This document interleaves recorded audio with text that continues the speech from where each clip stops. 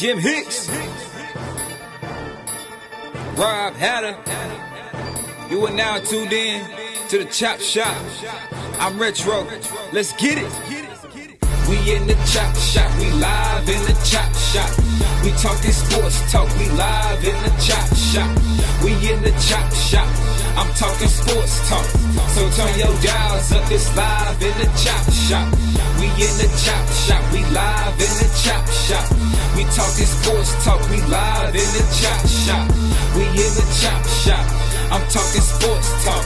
So turn your dials up. It's live in the Chop Shop. Yeah, it's lit in the Chop Shop. Turn your dials up in the drop top. They ain't based in debate, but they keep it facts straight. Going 30 for 30. Let's do a first take on Facebook Live from 12 to 2. Rob Hatter and Jim Hicks going back and forth like Carter Ray and Skip Bayless and Stephen Smith. From on the court, off the court, straight to the field. Not a man that steals, but I made it steal to the octagon where I fight to kill. We go face to face, then you write your will. I don't play tennis, but I bring the racket. I'm on the floor, I attack the basket, put you in the casket when I'm overlapping. Never showing mercy, cause I'm always snapping. Never showing mercy when I'm in the arena. Step into the ring, you see me as I beat him. Step into the court, I'm never backing down. Killing competition, I'm smacking down. Let me get back to the other stuff at the Chop Shop, cause they cutting up. It's Retro coming to you live to the Chop Shop. Now let's turn it up. Yeah, we in the Chop Shop, man. Shout out to Jim Hicks and Rob Hatter. You can catch the Chop Shop live from 12 to 2 on Facebook Live. Let's get it. We in the Chop Shop. We live in the Chop Shop. We talking sports talk. We live in the Chop Shop. We in the Chop Shop. I'm talking sports talk. So turn your dials up. It's live in the Chop Shop. We in the Chop Shop. We live in the Chop Shop. We talking sports talk. We live in the Chop Shop. We in the Chop Shop. I'm talking sports talk. So turn your dials up. It's live in the Chop Shop.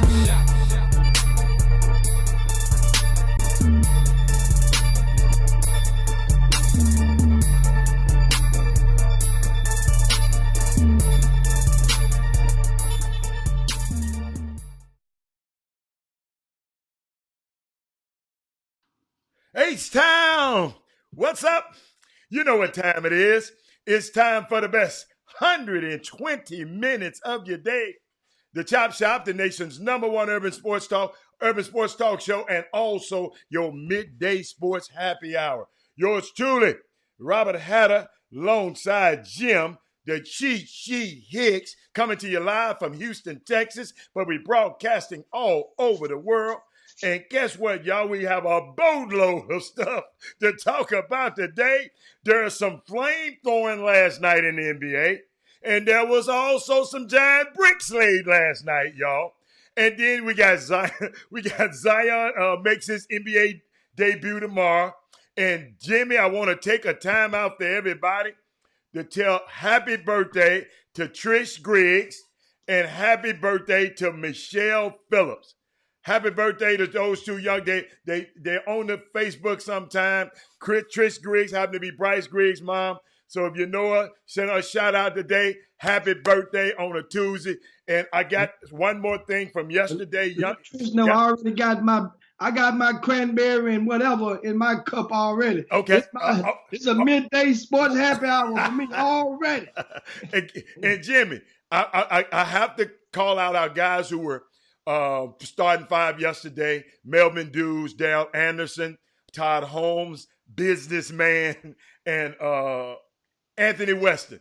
Those the guys were, and we didn't call them out yesterday because we got so caught up in the show. So, what's up, Jimmy? What you got there? What you got out there? Because I got some stuff for you over here, boy. Man, NFL, we can rehash and fill the blanks on a lot of stuff yesterday we didn't go over. One, get right with the Texans. Of course, you guys remember, if you don't even know the name of Romeo Crennel, yeah. He was that big black guy that would be on the sidelines for the Houston Texans with a piece of paper up to his mouth like that all the time. He would be just like that all the time. Yeah. Well, guess what?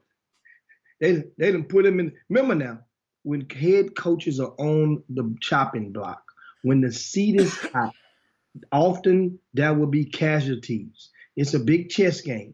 Normally the bishop or the rook is going to fall, or the knight is going to fall before the king or the queen. That's just how it goes. He has been terminated from the Houston Texans, and Anthony Weaver has been promoted into the defensive coordinator. And so black for black. Anthony Weaver happened to be an African American. Now, another question I wanted to pose to you with the Texans, and it's something a lot of people really don't understand because they wonder why is the head coach, whose acronym is Bob, Bill O'Brien, Bob, why is Bob still there? And so here's a question that comes to mind. Who's in control of the decision making for the Houston Texans? The owner died last year. Well, his son Cal McNair. So Cal McNair has been thrust in. Do you believe that he has full control of the steering wheel on this? Of course, he write the checks. He got full control. He got full control, but I think him and Bill O'Brien has got to be something. I'm gonna tell you why, Jimmy. And this what I found unprecedented. He on the right side of politics. That's what Bill O'Brien is right now. Yeah. But let me help you out with something. Just the other day, see, I know you're gonna jump over the Romeo Crennel firing, but Jim, it was a firing the other day that I found unbelievable by the Texans. They fired Senior Vice President of Football Administration, Chris Olsen. Chris Olsen had been doing the deals for the last 15 years. I don't tweet much, but I tweeted that out. Jimmy, how can you you're going to find a guy who, the Texans ain't never really just paid nobody. That guy been saving you money for 15 years. And you fire him? I don't understand. Jimmy, you're not hearing me. The Texans don't have ain't nobody, they don't get nobody no money, right? So that guy keeping all the salaries low, so it won't be no hit on the team, right? But you fired he the MVP. He's more valuable than Deshaun Watson, and you fired his dude. So now they don't have Bill O'Brien and his other little partner. I forgot his name. They promoted. I forgot his name. But Jimmy, they got 21 free agents. I think they got to deal with. Jimmy, do you know how many deals? That's a lot of deals. And you fired a man who been doing the deals. Something is going on in that organization. It's a horrible ran organization. Jimmy, think about it. I'm going to help you out a little bit more. They hire a GM. He go fire all the black people. Then they fire him. And now they don't have a GM. So Bill O'Brien he acting as Cal McNair, and then it's him. I've never seen, Jimmy, poorly run. I think I talked about this. Greatly run organizations going to always win. Poorly run organizations going to always lose. Unbelievable, Jim. I mean, it blew me away when they fired Chris Olsen. I promise you, he's their MVP, and they fired him. So, hey, Deshaun Watson, look out, baby boy. They going to try to play hardball with you on this bread, and they going to franchise you, son. I'm telling you. I'm just telling you. So, Coach, hey. Yeah. And all the NFL news, of course, we forgot to dance on it yesterday, but I don't know, remember, you guys know I watched fragments of both games, the AFC and the NFC semifinals, or finals that was in their respective conferences. And I did see the commercial that came on with Anquan Boldin narrating through the commercial at the NFL. Later I learned, because I was watching, and normally in games you can't really hear if you're at somebody else's house or in a public place. You could see some of the stuff. You can't really hear everybody's talking. So I later went and realized that commercial was the NFL's first on against police brutality. So the NFL snuck a commercial in there. leading into the Super Bowl. Remember, this is Jay-Z's initiative coming up. So they snuck that. They didn't play one during the NFC. Remember, the NFC. Jimmy, you didn't see the whole game now. So no, but I went back and read. They did not play one during the NFC. Okay. They played it only during the AFC. And they didn't say why. They didn't say justify, but immediately my spidey senses went out and said, well, guess who played in the NFC game? Frisco.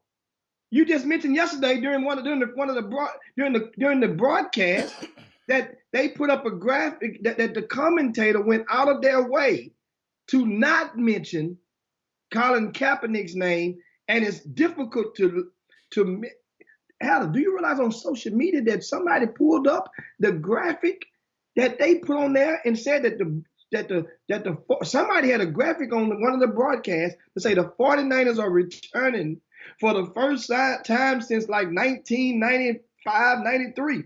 They just skipped over the whole damn year. They said we ain't going to mention that. Guys, pay attention. That's all I'm saying. Trust me. If they could have put that commercial on, the NFL gets, whenever you put it like this so you understand how this stuff works. Before I toss it over to you, I'll explain something to everybody.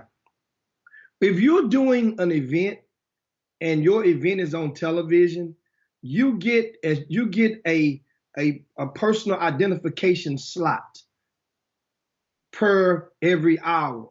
You get one. That's why sometimes when you're watching NCAA games on television, at some point during the broadcast, you're going to see a commercial about the school or about the NCAA. Stay in school. This your brain. Major in something else besides sports. Well, the NFL gets commercial spots on the house for them to play whatever they want pertaining to their business. That's part of the deal.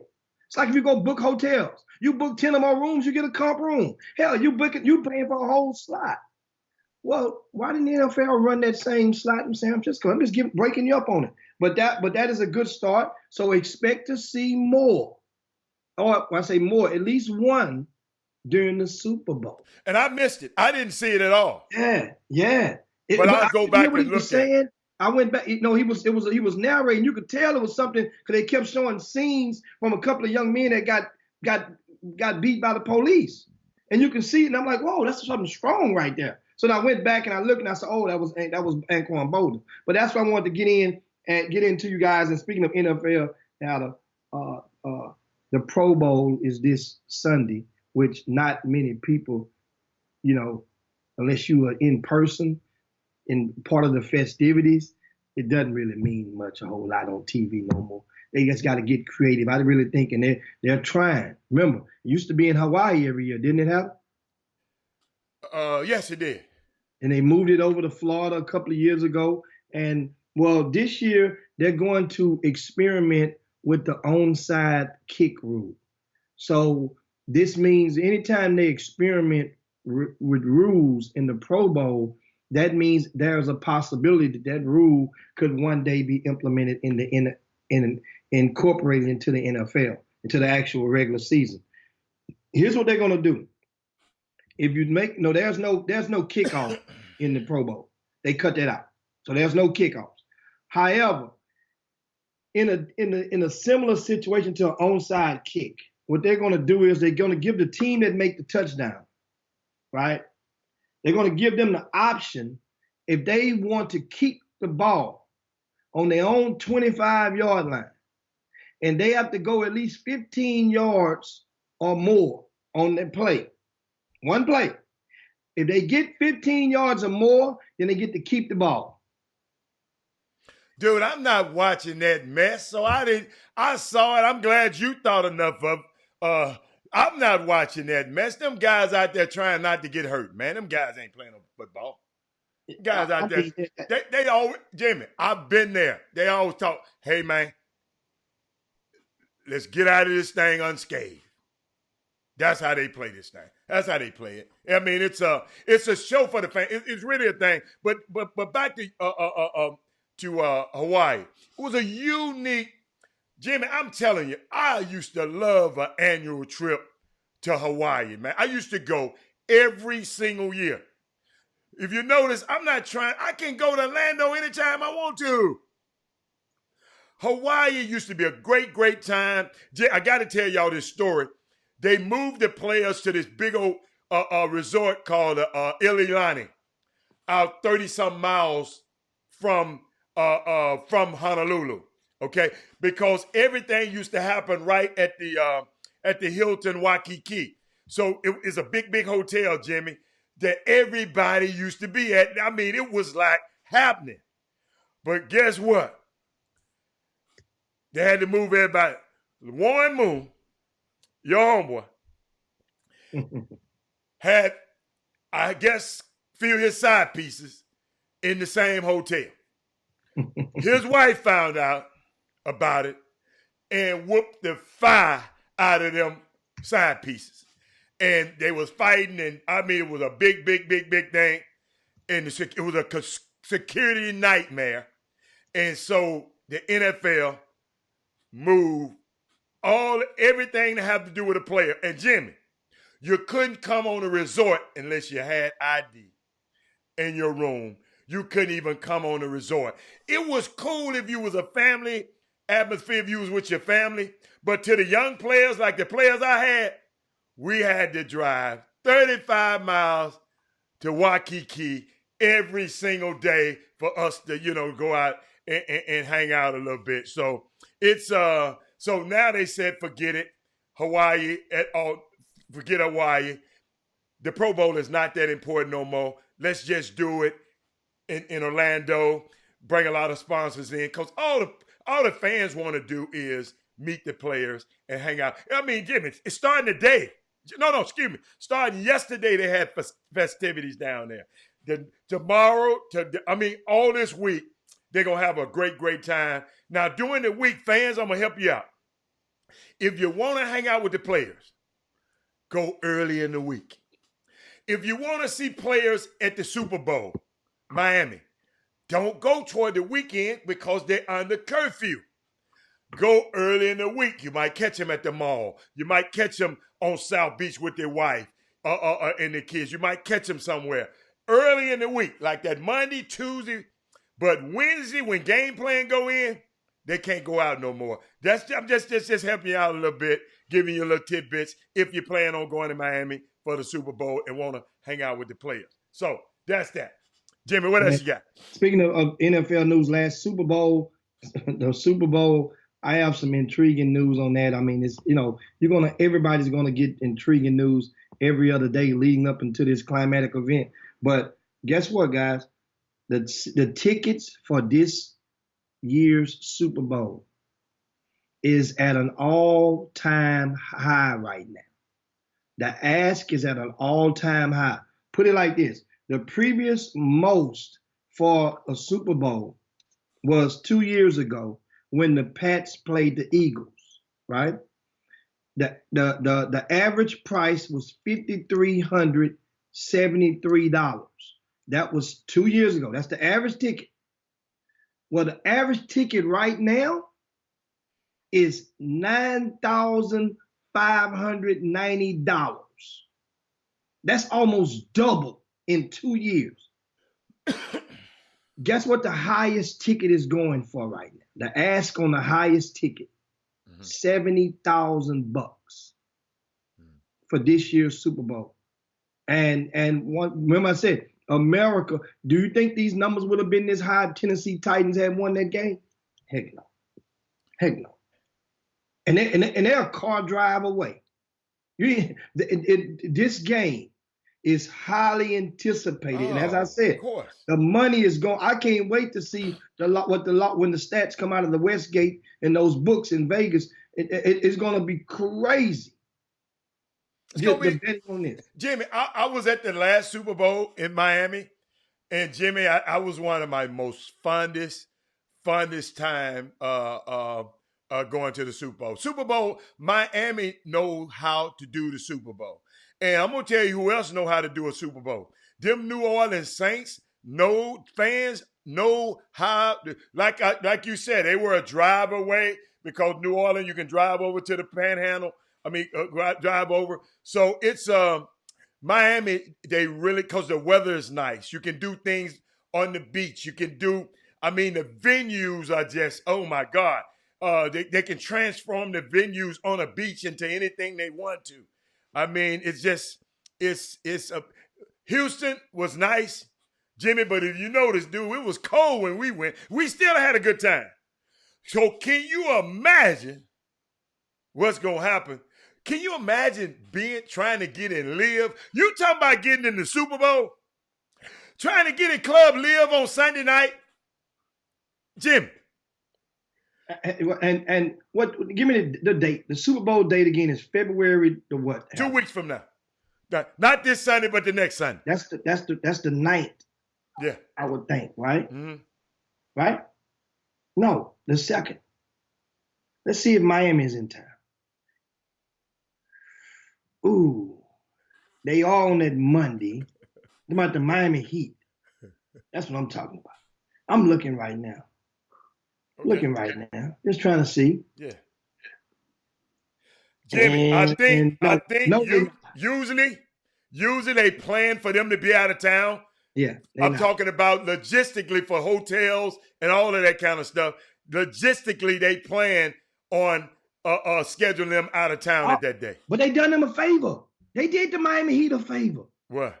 Why? Okay, look what they did to them. They meaning the NBA.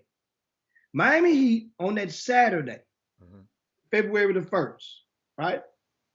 The Miami Heat is playing at Orlando at a 6 p.m. game. Mm-hmm. They play at home not on Sunday, that's Super Bowl, on Monday. Okay. So what do you think those guys? You know what? I don't encourage you guys. I'm not Jimmy the Greek. I don't have a sports line, but I'm gonna tell you right now. Glenn Smith, if you're watching right now, I know Glenn Smith, he lays it down heavy. That's the perfect game to bet on. You know the Miami Heat don't try to get the hell up out of Orlando. They're not going to be concentrating on that game. There's going to be parties going on. Those guys are going to be trying to get back home. Jimmy, you know what? The NBA players, yeah, you know what? You might be right. That's one of the youngest teams in the league. Miami Heat's one of the youngest teams in the league. You might be right. Jimmy, I got to admit, when Penny and Shaq all played at Orlando, we went on a private plane after they played to the Super Bowl in Miami. And Jimmy, we went on a crop duster too, Jim. It wasn't like these. Think about it. We had Shaq Big Butt and Dennis Scott Big Butt in that plane. That was the scariest flight I ever been on in my entire life. We didn't fly on no jet now. We flew on one of those other kind of jets. So, but yeah, you know what? You might be right, but they're going to get back. They're going to get back. Oh, so you're saying they're going to hang out Super Bowl night, so on Monday night, bet against them? No, I'm saying bet against them on that Saturday. That Saturday, they worried about getting back. The quicker you get this game over with, the quicker you get. The fourth quarter, I ain't fouling nobody. I don't need the clock to stop. I'm trying to. Orlando is a playoff team this year. Miami Heat is a home court advantage prospect in that Eastern Conference. Both of these teams are playoff. Jimmy, they are professionals. They can handle themselves. The Super Bowl, Jimmy, I'm going to tell you though, the Super Bowl is not what you think about when you and we went. It was corporate. Super Bowl is more corporate than now the All-Star game is Hoochie Mama Heaven. But the Super Bowl is a little different animal. It's a corporate paradise because everything is so expensive. And, I guess you're going to have a few, but it's not like the All-Star game. Let me tell you something. Don't compare with the distractions. I'll put it like this, because you got to realize those players on NFL teams, they're not able to come out and hang out. They're winning teams. And most players who play NFL, some of them, you know how your coaches want to sell your tickets and they don't want to go to the game? That's what happened to NFL players a lot. That's their time. They want to go on vacation. Unless, Jimmy, they doing appearances. Because they can get a lot of money for appearance fees down there. I'm telling you. Well, understand. Think about how many Miami Heat players have plugs at a lot of the venues that will be hosting pre-Super Bowl parties. So that means if your people in town, I'll be back there by 11. Game is at 6. Game is over at 8. I'm through with the presser. We back in town by 10:30. I'm straight there from the airport. Let's get it in. That's the normal time they show up anyway. It's going on. Jimmy, think about it. Super Bowl was here, right? We didn't go to none of them local parties. What party we went to? Invitation only. How many checkpoints we had to go through to get in that point? And guess what? And we went through the VIP entrance. Can you imagine how many checkpoints the regular people had to go through? Oh, yeah. Those the kind of parties that them players, I'm not going to no local parties where anybody can pay to get in. Oh, heck no. Hey, hold up. Unless they getting 30,000 to just show up for 5 minutes. So somebody asked, what's your most fondest memory from a Super Bowl, not including a game? It's just, I told you Miami. Just being in Miami, man. Okay. I'm going to show you something. Let me tell you something. We was at the ESPN party. The ESPN party is always my highlight. You know why? Because everybody in sports that got to do anything with sports is at that party. Okay? It's the most hottest ticket to get in. Usually that be my highlight. And of course in Miami, I go play golf a couple of times and I won a lot of money one time playing golf in Miami on the golf course. So those are my fun. Because Jimmy, when I was younger, I used to go out to the parties. As a matter of fact, my company used to give a party every year at the Super Bowl just for our clients. But now, when you get old, when you was a child, you spoke as a child. But when I became a man, I put away those childish things. So guess what? I hear her. I have a date. So now when you go, now you can go. Everything's corporate. You're gonna go to a meeting here. You're gonna go to a meeting. Man, you're gonna be tired. You know how tired I'll be. You'll be tired to go out. And don't let them have no champagne at the party. But keep going. They're gonna definitely have that. So now that we're talking and getting our thoughts on the Super Bowl, which will be coming up in 2 weeks, guys, and that is a festivity. And shout out to Herb, and we envy you for already being planted firmly in the middle of Miami. So I know this is going to be you're going to be a have a ball in this though down there. I look in the Boom Boom Room. You guys make sure everybody out there share the show to your timelines or with your friends right now. Share the Chop Shop. Don't be selfish as we get into a lot of conversations to come up. We got NBA talk. We got amateur basketball. We got high school basketball. We're going to mailbag as well. Oh, yeah, I got some mailbag for you. A whole lot of that stuff coming up. But first, I want to entertain one of the comments that they had going on. They ask a question, Hannah. Give your rankings. Okay. Right? All right. Give your rankings. Okay. Of the Super Bowl. Uh-huh. Talking about the fest, the event. I know what they want to know, what they know. Super Bowl. Uh-huh. Right? Uh-huh. NBA All-Star weekend. Uh-huh. Right? Mm-hmm. What else did they have on there? And he mentioned Freaknik. You're throwing Freaknik in there. Okay. So for the old heads. Okay. Freaknik Kappa Beach Party. Mm-hmm. We'll let that go in there for some of you Greeks that just want to be. Yeah, just want to. Only Kappa, understand, was only a certain part of the country, but I understand it was big. People came from all over. Okay. So we'll throw that in there. But there we go. We got there with those four. Anything else you want to throw in there? Did I miss anything? I don't. I throw one more in there. So I thought you was asking me. I thought you was asking me which one's the best. No, I'm gonna ask you to rank them. Okay. I'm gonna throw one in there myself. Okay. And that would be Final Four. The worst. Final Four. Okay. So I'm gonna rank them. Super Bowl, NBA All-Star Weekend, Freaknik, Kappa Beach Party, Final Four. The Freaknik was one of the most unbelievable experiences a young man could ever have. Okay, that's a young man could ever have. And I'm talking from me as a young man when I went to the Freaknik. I've never seen anything like that on the planet. Nothing can duplicate that. Okay, Super Bowl have to be the reason I said the spectacle. The one in Miami, the one in San Diego, and the one in Atlanta.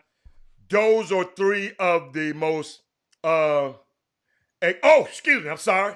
Yeah, three of the most amazing events that I've ever been to. But then I have to put a close third, the NBA All-Star Game in Phoenix, Arizona. And I can't even tell y'all how great that was. And I've never been a guy that would go to a Kappa Beach party because I'm not a Kappa, and I didn't want to be, when they said Kappa Beach party, I wasn't going. So I never went to a Kappa Beach party. But those events, Super Bowl in those three cities, Jimmy, I couldn't pick either one out. And in Phoenix, Arizona. Phoenix, Arizona. Oh, no, Jimmy. The All-Star game, NBA's All-Star game in Las Vegas. Oh, my goodness. Stop the presses. Jimmy, it was so crazy. Uh-oh. Why crazy? It was so crazy. I had to have 3 different rooms. And I'm going to tell you why. Not a bad way. Because the strip was so full. If you was on this side of the strip, you couldn't get to that side of the strip. Or you couldn't get to that. That was the most amazing thing I've ever went to in my, But Freaknik, being a young black man, you're never going to experience anything like that again in your life.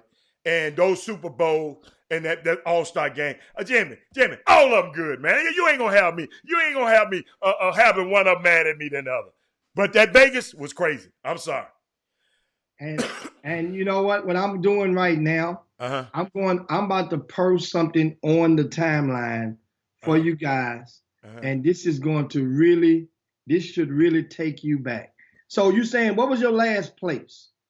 Oh, Kappa Beach party last. Kappa Beach party was last? Because I've never been. Oh, no. Final Four. Oh, no, I'm sorry. Final Four is the worst event. It would be last. That's for industry. It's a testosterone. So here's what I did. I replaced the Final Four with one that I forgot about. And that's over in South Carolina, Myrtle Beach. So here's what I did. On the Boom Room, I just posted.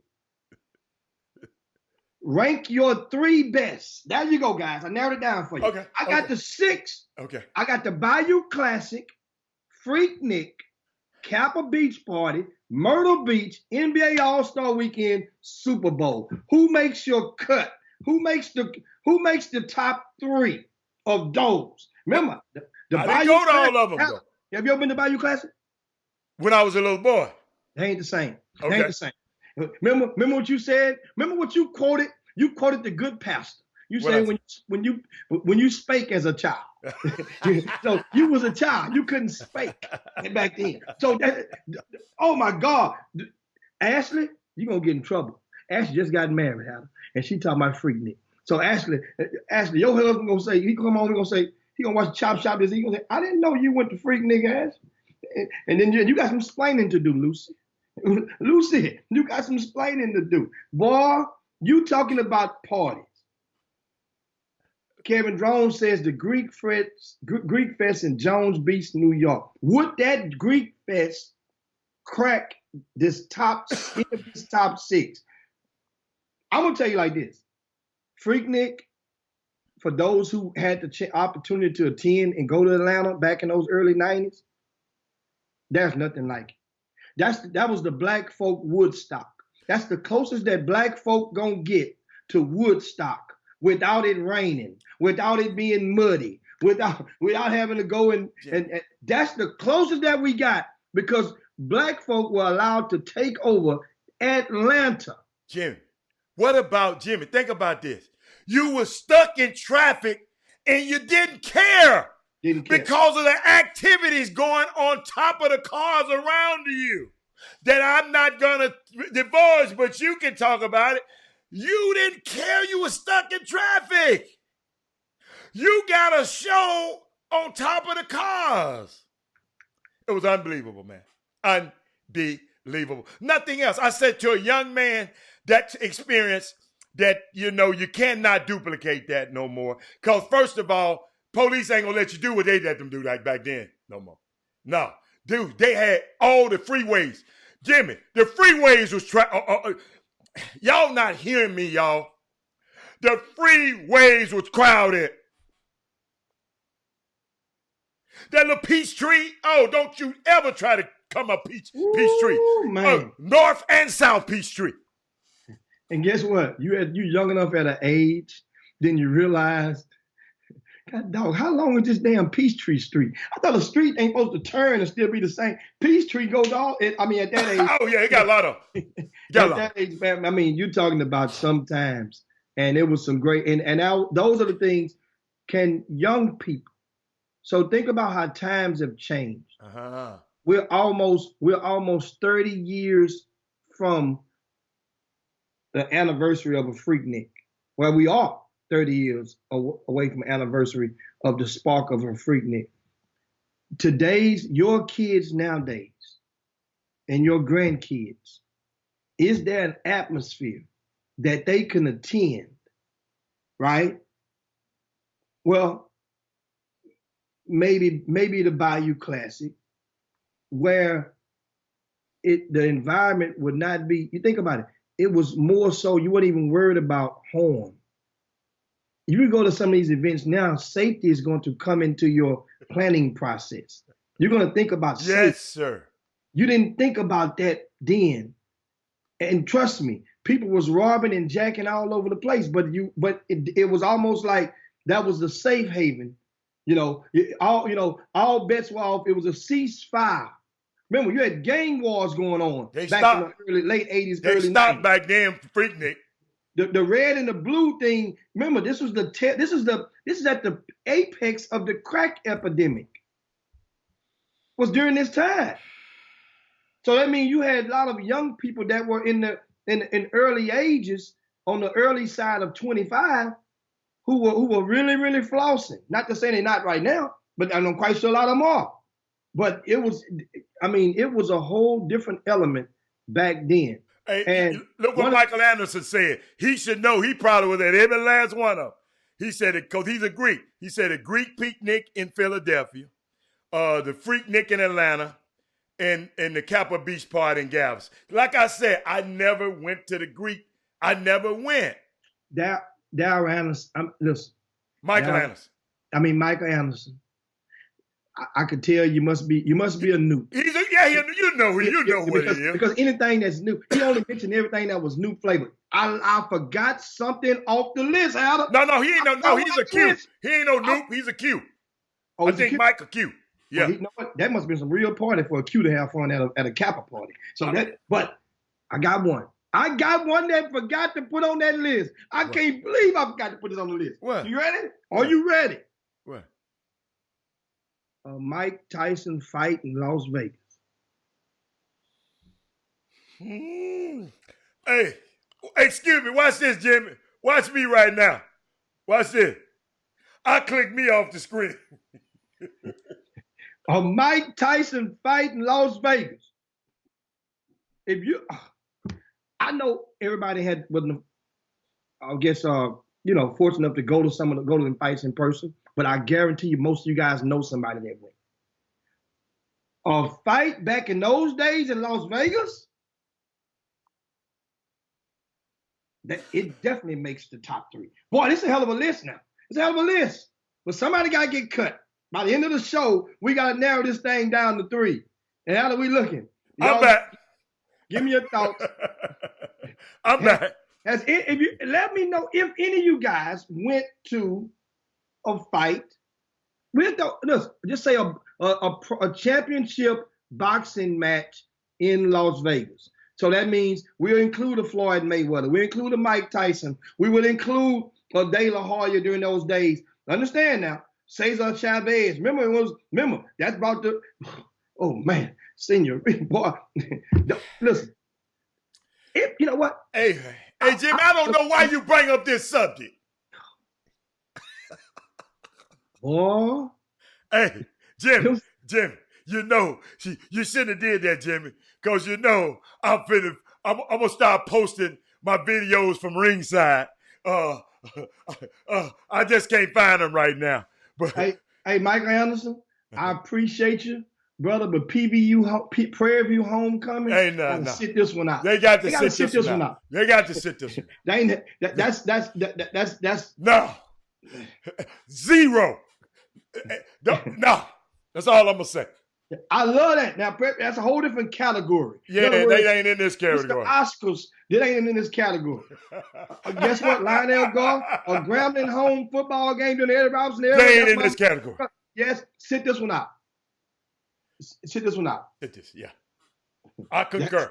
But boy, we're talking about some great times, man. I'm talking about, and Doug, I hate Doug. I hate Doug Jones. I hate you so young. You got. Yeah, he don't understand. I really did, because a person like you, Doug, you would have been flipped out right now. Oh my God. Doug got turned out. Doug might have moved to Las Vegas. If he went to one of them parties down there, one of them fight.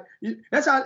Listen, when you see the people, when you go to the casinos and you see them, and they the blackjack dealers and they working at the bartenders, and you ever talk to some of those guys? Hey man, how you end up in Vegas? I always talk to them a little bit. Ask me, man, long story. Man, came here, man, and next thing you know, man, I stayed 2 weeks, end up moving it. That's how people move to Vegas. A lot of people ain't just pack up their bags and say, I'm moving to the middle of the damn desert.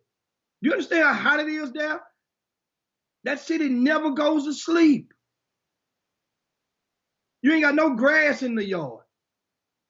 It's just, I mean, but that's great. But that's a hell of a blast to the past. That was a good Jimmy. Throwback Thursday. We tossing it back on Tuesday. On the Chop Shop. You understand tossing it back Tuesday. That's a new thing for you guys. We invite you guys to come up with some ideas for next Tuesday so we can take us a blast to the past. But you got to come up with some nominees, same type of stuff, and we take it and blast it to the past next Tuesday. That was a good one. Hey, y'all, that was, he mentioned the Texas Relay. Hey, you perverted, you old freak, Kevin Drone. You can't go, them young girls.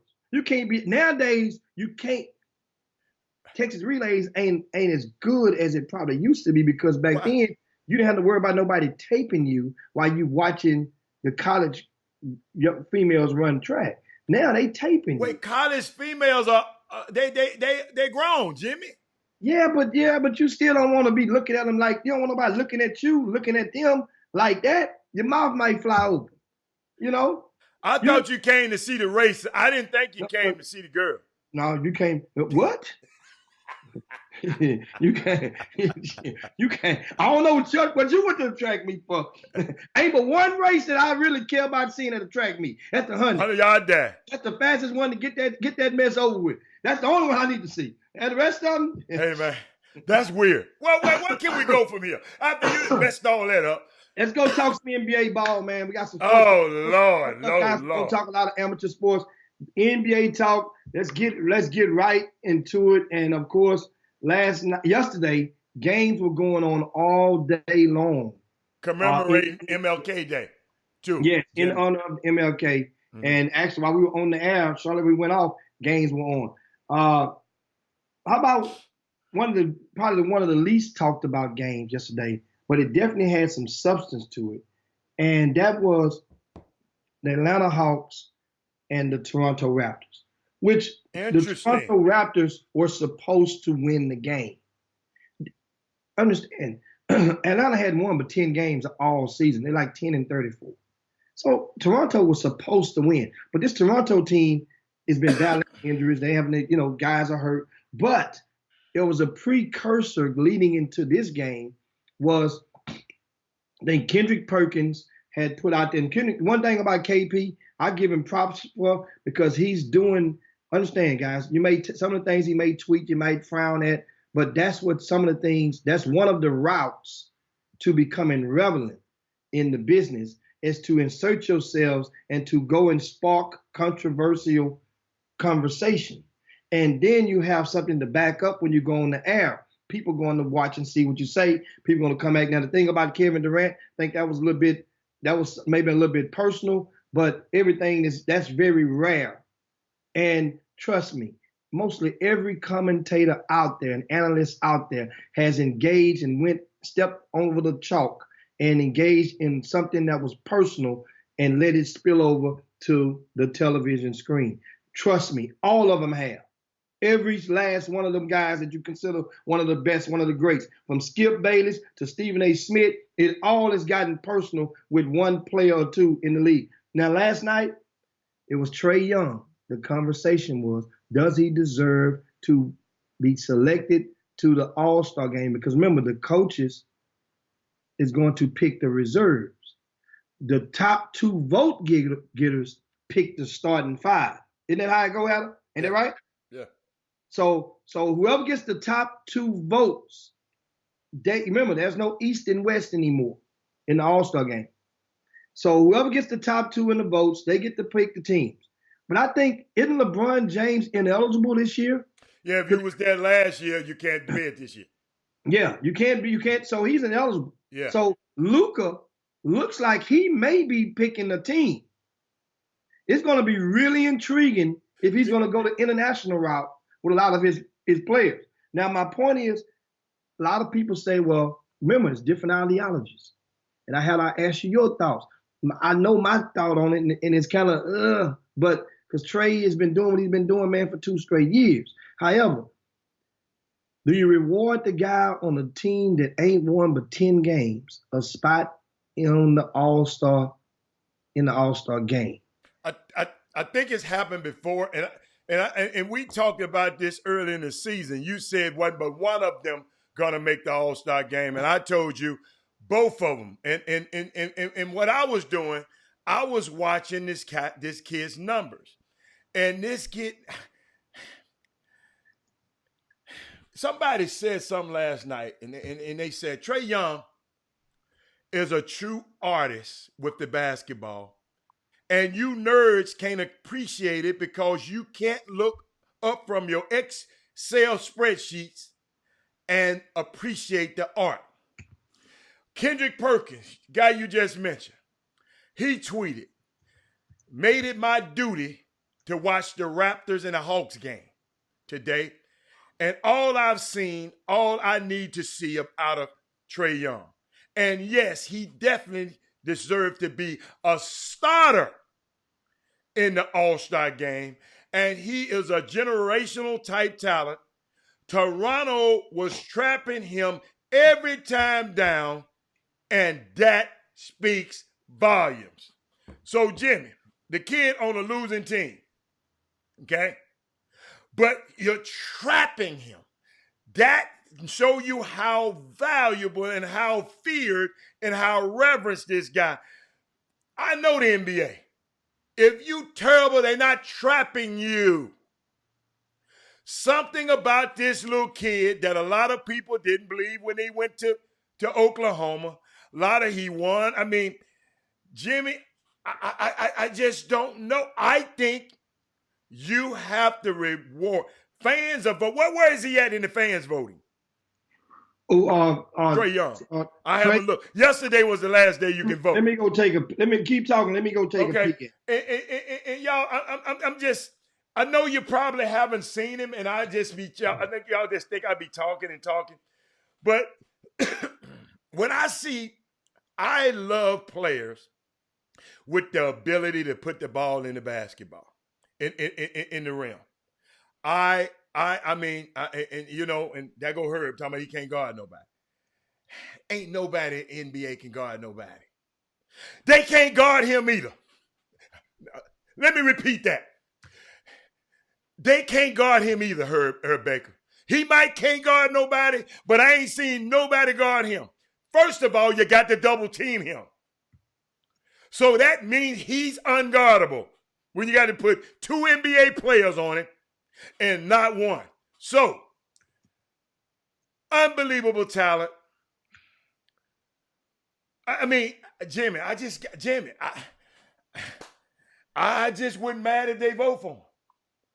I just wouldn't be mad. I just posted it up there, and Trae Young leads all Eastern Conference guards with over 2 million votes. How about that? Kyrie and Kemba are second and third, and Derrick Rose, who could very well get a selection into this game, is in fourth.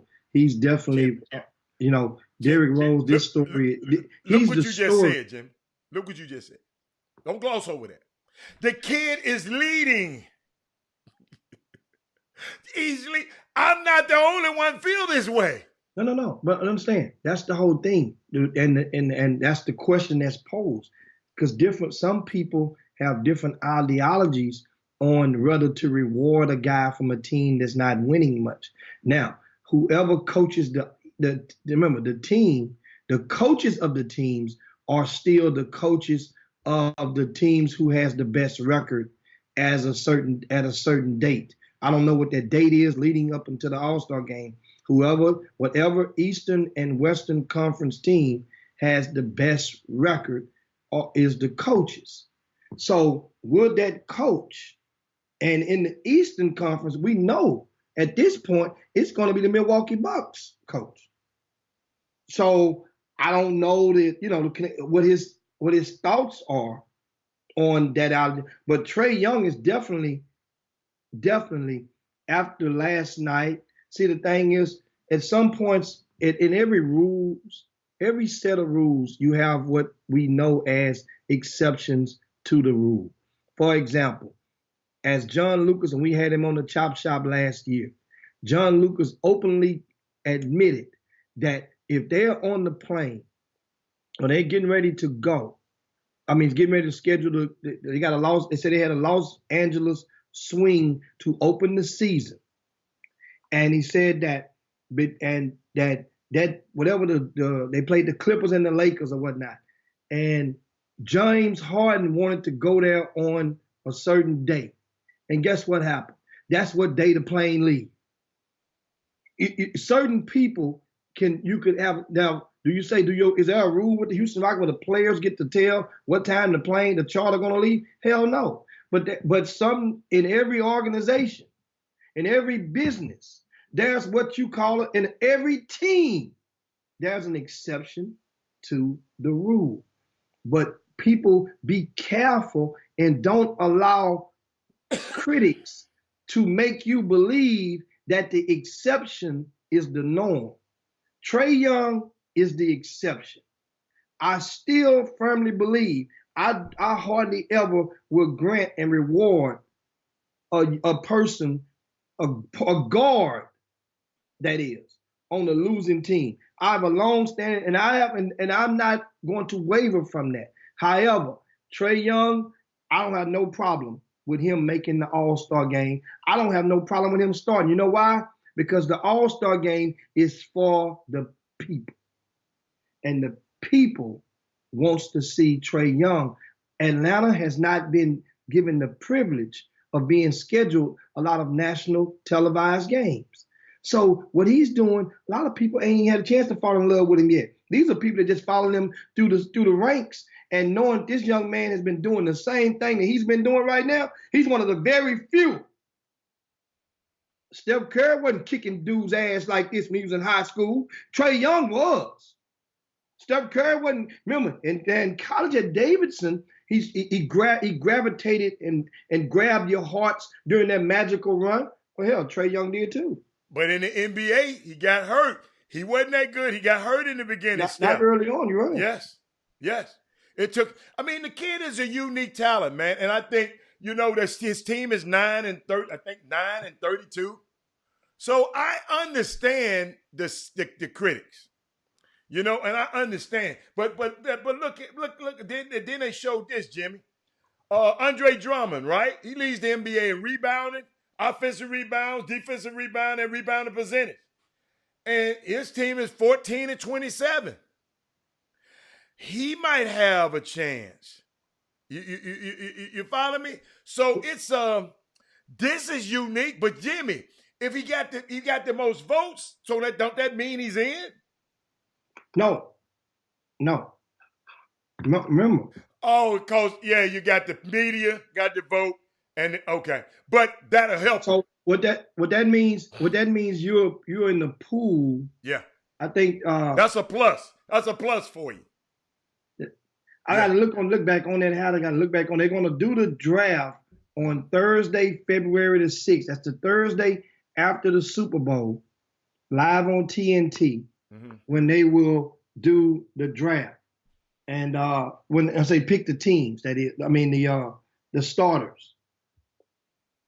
And I'm looking at it, say the captains would choose from the pool of players voted as starters and reserves in each conference, making their selections regardless of conference affiliation. And the voting for the players and the fans have concluded on yesterday. Last night was the last time that you guys could vote. And luckily, remember, we cast our votes back when they first had the ballots up. And matter of fact, I think I did maybe 2 or 3 ballots back when they first brought them out. And I'm looking. So that's pretty much it. Now I'm looking at some of the, how about Taco Fall is number 6 in the Eastern Conference? That's why they don't want the fans to have complete control over it, But, so, I mean, it's this unique situation that we even talk about him, Jimmy. But, Jimmy, I saw some, last night also with, oh, man, I missed it. We was talking about, what about what Damian Lillard did last night? Damian Lillard, man, set a record 60 or 61 points in a win. And that's what I liked about him. And the first person to score over 60 or more points with 10 or more threes. And so it was in the flow of a game. It wasn't like it was a blowout. And this is a game that Dame Lillard greatly needed to perform in. I mean, because Portland has been like this. Is it just me? They've been like this. Remember they just made a trade. To trade Bazemore and Tolliver to the Sacramento Kings. And save some cap room too, $12 million. Yeah. They got Trevor Ariza that he took up most of the cap was with Trevor. And every. And he's gonna go off next year. He had one. He's gonna go off next year. What they're saying it 3 teams since the Rockets decided not to give him what he wanted, upwards about $20 million a year. I tried to tell you that. He took a 1-year, $15 million deal with Phoenix that following season. Think about it. So when you get ready to bash the Rockets could have kept Trevor. And just you see how old PJ Tucker looking now. You think look how Trevor looking old. Trevor definitely. They both came out. Well, PJ came out. Yeah, they came out in the 2004 draft, I think. PJ Tucker did he do 1 year, one and done? I don't know. I can't remember if PJ was one and done or not. He couldn't have been no one and done, Jimmy, because he bounced all over the world, all over the league. But I got something for y'all. Damian Lillard did something last night, Jimmy. He set a trifecta, which I never thought I would put this together in one sentence. Check this out, y'all. Damian Lillard set a franchise record for points. He set an MLK Day record for points. And he also, in an oddly specific stat, he set the record for the most points by a player in the NBA 6'2" or shorter. Now he has the second highest scoring mark in NBA history for a 6'2" or shorter player. And guess what? He owned the other one too because he scored 60 before. And Jimmy, he scored 60 points on 37 shots last night. He took 23 pointers. made all 16 of his free throws. I mean, but he needed every last one of them. But Jimmy, I thought about that, y'all. It was an overtime game. Ladies and gentlemen, check this out. It was an overtime game against Golden State, 29-24, right? 129 to 124. Jimmy, this was the Western Conference Finals last year. Now the washed-up Warriors took the washed-up Blazers to overtime. I'm going to tell y'all, life come at you fast, man. Life come at you fast. One team is in 10th place and one team is in dead last. Dead last. So, life come at you fast. and we were talking about, of course, NBA action, of course, and news from last night. Other news is hard to ignore. Well, Philadelphia beat up on the New Jersey Nets. And Kyrie Irving in that game, as you guys know, did not play on yesterday. Mind you, supposed to be did not play. Who? Kyrie. Man, I don't even talk about him. Ben Simmons showed out 34 points, 12 assists, 12 rebounds. And know what Ben Simmons has done to me? That was coming into this season. Everybody, they let him shoot, and he hit a 3-pointer in the preseason, and everybody went bonkers. And they said they were going to give him at least one attempt a game. And Ben Simmons realized, he said, you know what, man, the hell with that.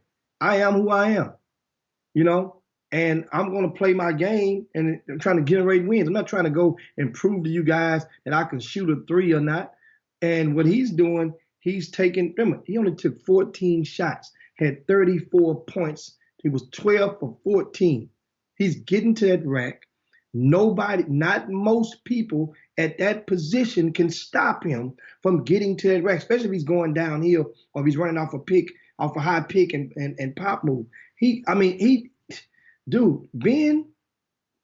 and the thing is, we know with Philadelphia, they have to just piece it together. They have problems. It just goes to prove they're not the only team with problems. This Philadelphia team, they're 29-16 on the season. But some days Al Horford shows up. Of course, Joel Embiid did not play in this game, which means more opportunities for the rest of the guys on the team. Tobias Harris, we thought he would just be lighting up and be an all-star. So guess what? In Ben Simmons' case, it's about time he's the number one pick. The number one picks, man, they supposed to play good. You say it's about time? Yes. I mean, Ben Simmons haven't been playing bad, huh? I ain't talking about this year, Jimmy, but don't nobody talk about Ben Simmons, man. This is the first time on this show that you didn't win extension. I'm just sitting here listening to you. Ben Simmons, man, come on, man. I mean, hey, about time. You're number one pick, sir. If you're going to hold these other number one picks to accountability, you know what I'm thinking about? You know who I'm thinking about since you're talking about picks. You can go look at his records all you want. I wasn't thinking about Ben Simmons until you just mentioned it. Marvin Bagley. What happened to him? He was battling injuries. I know he came back briefly. But guess what? These people could have had Luka and chose Marvin Bagley over Luka. They chose Marvin Bagley over Trae Young. I know they won't get Young because they had Fox. But when you look at it, you talking about battling injury, Jimmy, the best ability is availability. But not every staff do the same amount of homework when it comes to international players. Some guys, that's like one of the things. Remember, stop. Let me help you out. I'm glad you go there. Before you go there, let me help you. They sent so many people over there to watch Luka. The whole staff came over there to watch Luka. Luka said, and the owner came over there. Luka said, I ain't nowhere in the world I thought they wasn't going to draft me. The Sacramento Kings sent more people to see Luka than any team in the league. Look it up. So you know what that means? If they seen more people to go see him, that means they went and relied on something that they thought he could not be able to do versus more than what they saw with their own eyes. And that's what can happen sometimes. So that's the only thing I can throw up. If that's opposed to not seeing him at all. So obviously if they saw him, they knew about him, saw him enough, they must have went, and it happens. It happens sometimes. It happens more times than not. Oh, yeah. I mean, people miss. I mean, come on, man. You don't know. You know, who would think Kelly Oubre, by leaving Washington, become a viable player out here? Think about Kelly resurrected his career by going to the right situation, being traded to the right situation. This NBA is about being in the right place at the right time. Y'all got to remember, what's his name? Gerald Green was sitting in the driveway playing with his dog. Daniel House was on the couch. They went to the right team, and those teams had a place for them, and now they're back in the league. So it's hey man, it's a slippery. So I just thought about that because you said Ben Simmons supposed to be doing that. To me, my expectations of him, rookie of the year. Wait a minute. Rest of the year, redshirt rookie of the year. I expect him to be good. I expect him to lead his team. Let me tell you something. If Zion Williamson would have never played this year and would have came back next year and had a great dominating season and met expectations, some of the same people who would have been crying against Ben Simmons getting rookie of the year would have been in total support of Zion getting rookie of the year. The goalpost would have moved like you wouldn't believe. And I firmly believe. Say it again. Some of the same people who were crying against, who were saying that ain't a real rookie of the year, that's a red shirt. I said that. If Zion would not have played at all this season and came back next year and met all expectations, you know what the narrative would have been? Zion, rookie of the year. Yeah. It would have changed. No, it wouldn't have changed. I would have said, well, they gave it to Ben Simmons. They might have well gave it to him too. That's what I would have said. But I'm watching the NBA, man. The NBA, how many commercials have you seen, Jimmy? I've seen Zion's debut at least 20 times last night. They working the hell out of that, man. Yeah. And you remember I came on this show and told y'all I wish that he wouldn't even play this year. Dude, they working the hell out of that dude, man. And you know, somebody else had brought something up to me, and as far as the business of this stuff. And this, I'll share this with you guys briefly. A lot of these games, a lot of the NBA and every entity has a department, a sales department. And it's like right now, let's say the Cincinnati Bengals, right? If the Cincinnati Bengals are expected to draft Joe Burrow, right, from Louisiana, right, from LSU. So the Bengals sales team have their fingers on the trigger and already sending out stuff to potential season ticket holders, to potential advertisers that maybe LSU fans will have, you know, they got the demographics in their database. So my point is this. A lot of people, somebody's going to make a decision to advertise with the Cincinnati Bengals, thinking that because of Joe Burrow's presence. There's a lot of people in New Orleans or with the affiliations with the NBA as vendors that bought space, advertising space, may have been Duke supporters or Zion supporters based on the presence. I want to run my ads in the Pelicans game. Remember, the NBA had to go and switch a lot of the Pelicans scheduled appearances on TNT and switch them off for some other games because they knew Zion wasn't going to play. But a lot of those people had already locked themselves in to commercial slots. And so some of those people, you have unhappy or disgruntled or dissatisfied customers, clients, that is. So that's my point, is a lot of times this stuff is business. So they got to push that stuff out there to make some of those people want to come back and double down. Now we get you some more advertising, which, because remember, I don't know what the deal is for the NBA, but it's a multi-billion-dollar television deal. And that's how the networks recoup their money, by the commercial slots that they sell and run during the games. That's how they get their money back. And so you'll see them pushing that stuff out there and pushing it out there. TNT, props to them. But at the same time, one last game before we get off this and get into the college topic, Adam, we got to talk about the Houston Rockets. I know, and the Lakers alike, if you wish, but the Houston Rockets game which came forth, they were up. I was getting ready to come home, was getting ready to go to the movies. They were up 15 points. I didn't know they was up 17. They were up 15 at the time with less than 10 minutes to go. About 7 minutes left. And I'm saying I'm going to watch the rest of this because the movie don't start. And I'm watching this just melt down. This Rockets team played against an OKC. They had a 17-point lead against the OKC team. It did exactly what they were supposed to do. Then all of a sudden, it was like butter in a skillet. I'm talking about butter in a hot skillet or cast iron skillet. That's what the Rockets turned into last night. This OKC team was without 2 starters and the backup center, and still managed to pull off a road win against the Rockets.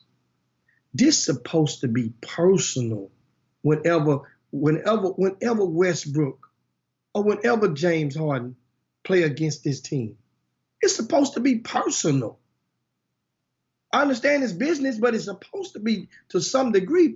You can best believe it's personal to Chris Paul. It's personal to Chris Paul. CP3 last night, 28 points, 8 rebounds. For this guy who the Rockets wanted us to make, the narrative was out there, made us believe, because this guy, Chris Paul, was trying his best to, when he did, but it wasn't pushed properly on the load management. Remember, Chris Paul wanted to, if he could have, he would have load managed the hell out of last season. What he did to a degree, but it was accepted with pushback. We thought he was washed up. How does he keep killing the Rockets if he's washed up? This is the one guy that should not be leading the charge. They took care of business against Shai Gilgeous-Alexander, contained him, if you want to call it contained, 13 points. But boy, he was on them rebounds, 10 rebounds. He got possessions for his team. What's wrong with the Rockets team? You look back at that bench, I keep telling you, I don't warn you, I'm going to hit that nail to the hammer break. Give you the bench update on the Rockets from last night. Daniel House played 36 minutes, had 13 points. Eric Gordon played 29 minutes, 5 points for Eric Gordon. 5 points. 1 for 8 from three-point lane. So Sefolosha, he played 5 points. Played 12 minutes, had 5 points. That's about average for him. But Daniel House, his 13 minutes, but 36 minutes is not average for Daniel House. That's above average. That's a lot of minutes. He played a full-time slot.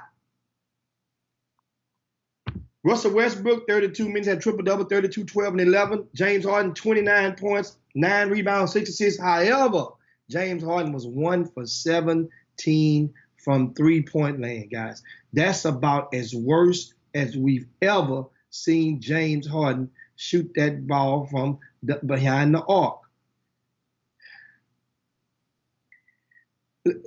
Listen up. The Houston Rockets, guys, that right now, after last night, they're 19th in the league in offense, right? They're 25th in the league in fast break points allowed. We're supposed to be the running and gunning team. We're 25th in the NBA in fast break points allowed. It get worse than that. They're 28th in the league in opponents' free throws attempted.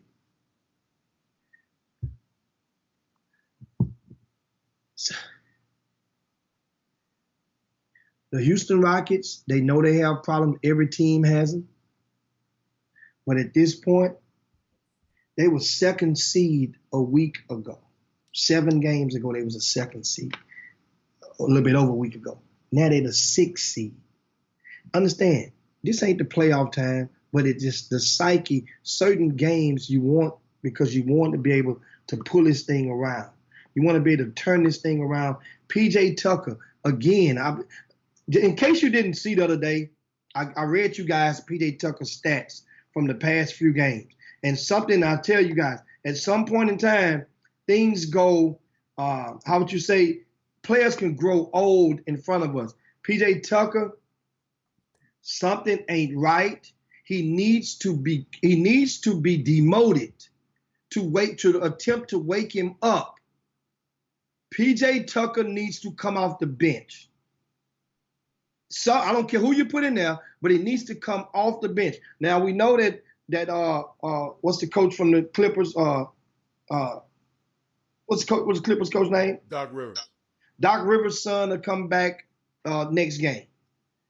Well, let me give you PJ Tucker's number. How about this?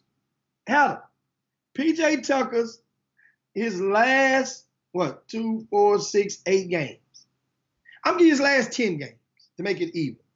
He had 5 points, 6 points, 3 points, 0, 0, 3, 8, 0, 0, 8. That's the last 10 games. I can keep going. I go 15.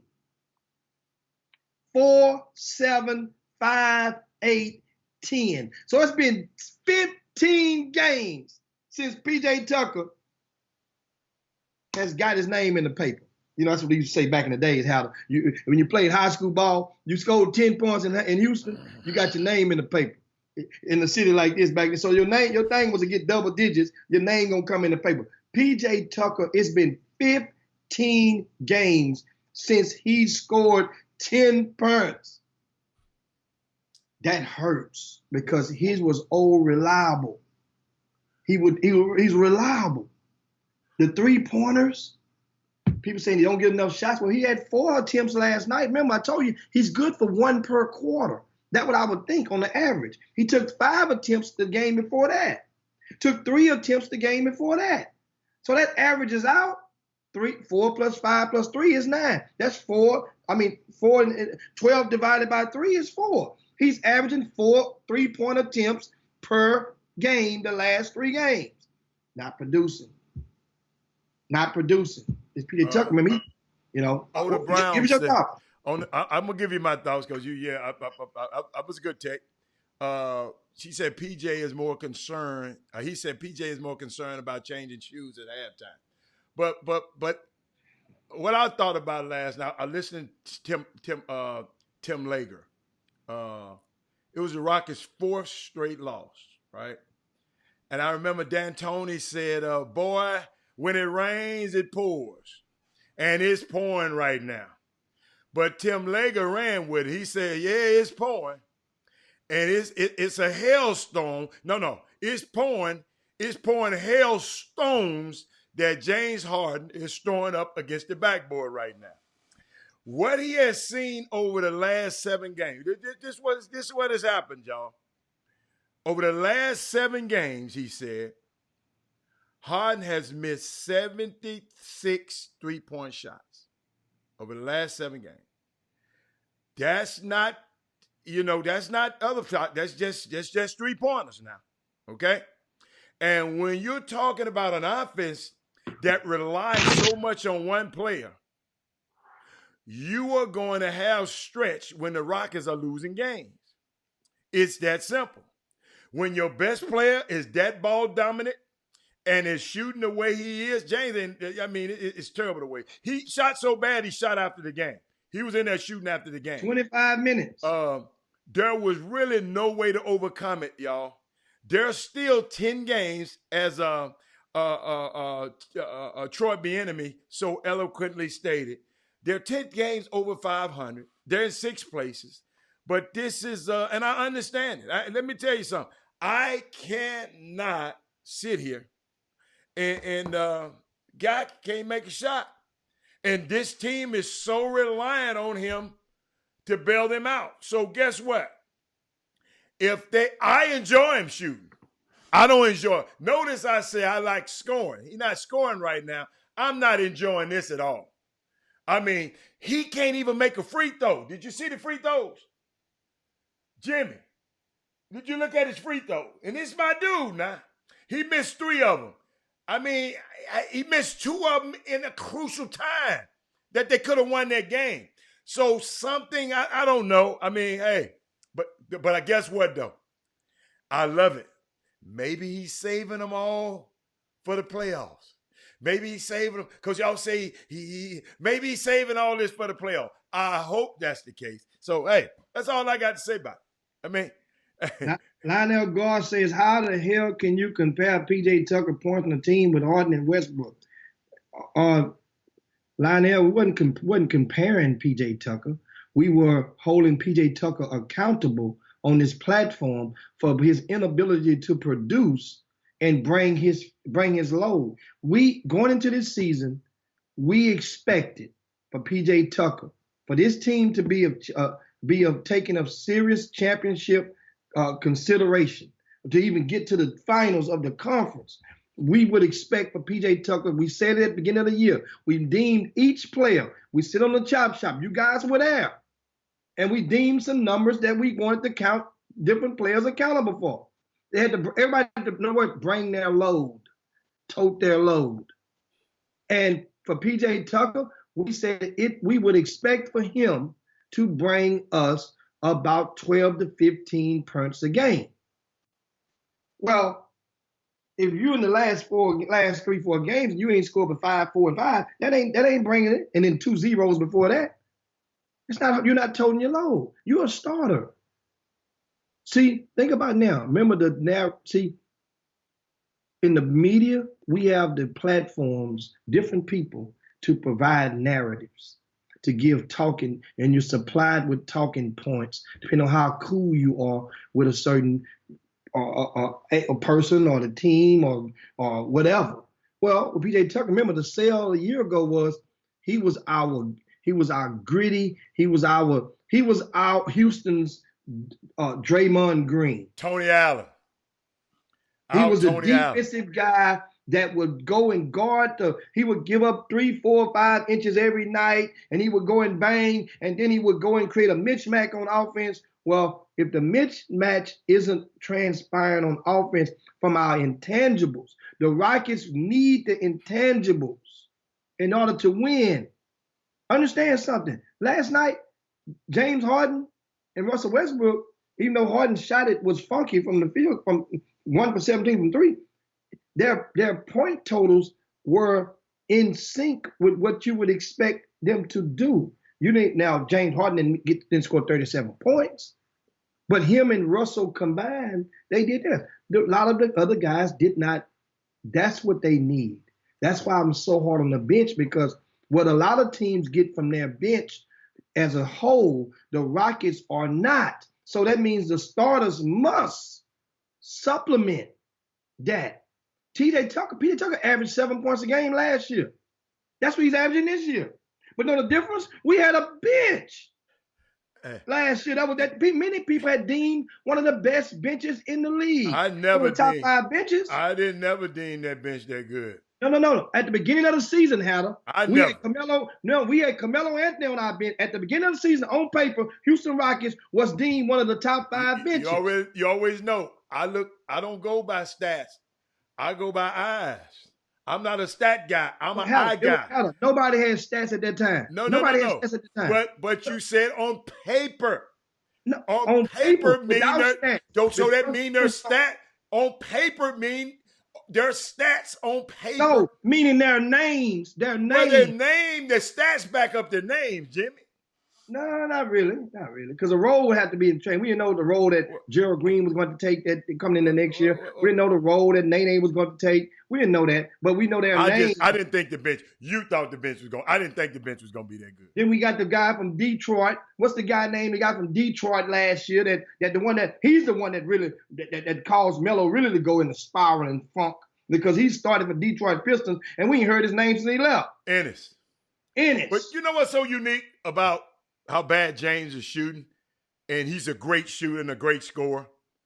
It's been 16 missed three-point field goals in a game in NBA history. Somebody missing 16 in a game. It didn't happen. Hold on. 1, 2, 3, 4, 5, 6, 7 times in history, Jimmy. Okay? That somebody missed 16 missed three-point field goals in a game. 7 times is actually history. James got 6 of them.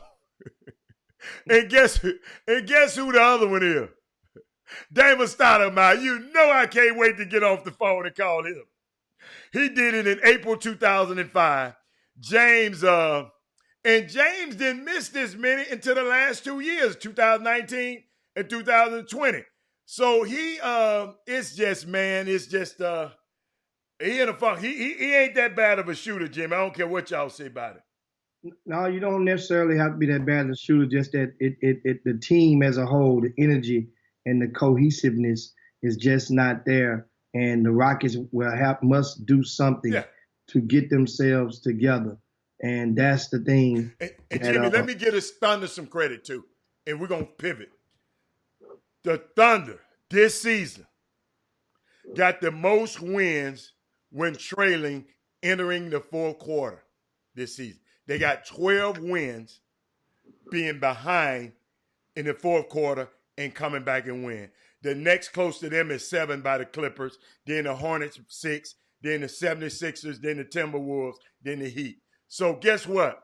You can't, in that fourth quarter, them dudes got more will than a lot of teams. And so 12 of their wins, Jimmy, then came on them outwilling somebody those last 12 minutes in the game. So the Rockets was just one of those 12. So, hey, what else we got? We got also, I want to provide you guys, we pivot over to college basketball. Last night, of course, University of Texas took another loss, right, at West Virginia, a 35 point, I think it was more than 35. I don't got the final score in front of me, but a lot of. I think it was 38 points they lost by last night. And after the game, former University of Texas star TJ Ford took to social media and voiced his displeasure. And I'll quote you what TJ Ford what he posted on Twitter at about right around 8:30 last night. TJ says, "It's very disappointing and disheartening to watch the direction of the Texas Longhorn, the direction the Texas Longhorn has now taken. I've never witnessed a blowout of this magnitude in Big 12 play like tonight." That tweet went viral within the confines of the Big 12 and the Longhorn community. And so Dick Vitale even commented on it, Jimmy. Really? Yeah. What did he say? I'm giving it to you right now. It's in my notes. He said, I took it out of my note. Where I put it? Oh, here it is. He said that TJ is just embarrassing. Dick Vitale said TJ, it was embarrassing. Dick Vitale said that. Wow. So what? Hey, we Texas. These got the puff fun. TJ ain't never did this, Jimmy. TJ is very calculating about what he say. He's not a negative person. Yeah, that's the timing of that. And remember now, TJ Ford was rumored to be a candidate to be added to the staff when Shaka first was hired He was rumored to be an assistant coach because TJ had just got his degree, and well, he was working on his degree, or what? Or he had just Yeah, get he it didn't yet. have a good degree yet. Yeah. Yeah, he didn't have. That's been 5 years ago. Shaka's been there 5 years, Mhm. and so, and that was the thing. Okay, it's like to see this, and then I can see other networks picking up on it, but I mean, I always try to pay attention. Remember, I tell you, try to pay attention to the source. So the source, of course, TJ is the source. He He's the tweeted it source. out. Yeah. But one of the sources who grabbed it and picked up with it within listen, and had an article written within 30 minutes. They had wrote a whole article about this in 30 minutes. What? Now, mind you, the game had just ended, so you sitting up doing the recap from the game. That means you done the recap from the game, and you done did a story on this about TJ Ford. Put the timeline together, and that would be Westcott Eberts, right? Give me y'all. From the Texas the BurntOrangeNation.com. See, all you do is pay attention. BurntOrangeNation.com is the website. How in the hell did he comprise a story with stats? Did an article, not a comment, a story within 35 minutes. He's just a fast writer, Jimmy. Okay, you guys pay attention. I keep telling you, pay attention. And so what happens is media people that's allies of the coach will let that coach know. Coach, same thing I just said. How the hell did he get a story that fast?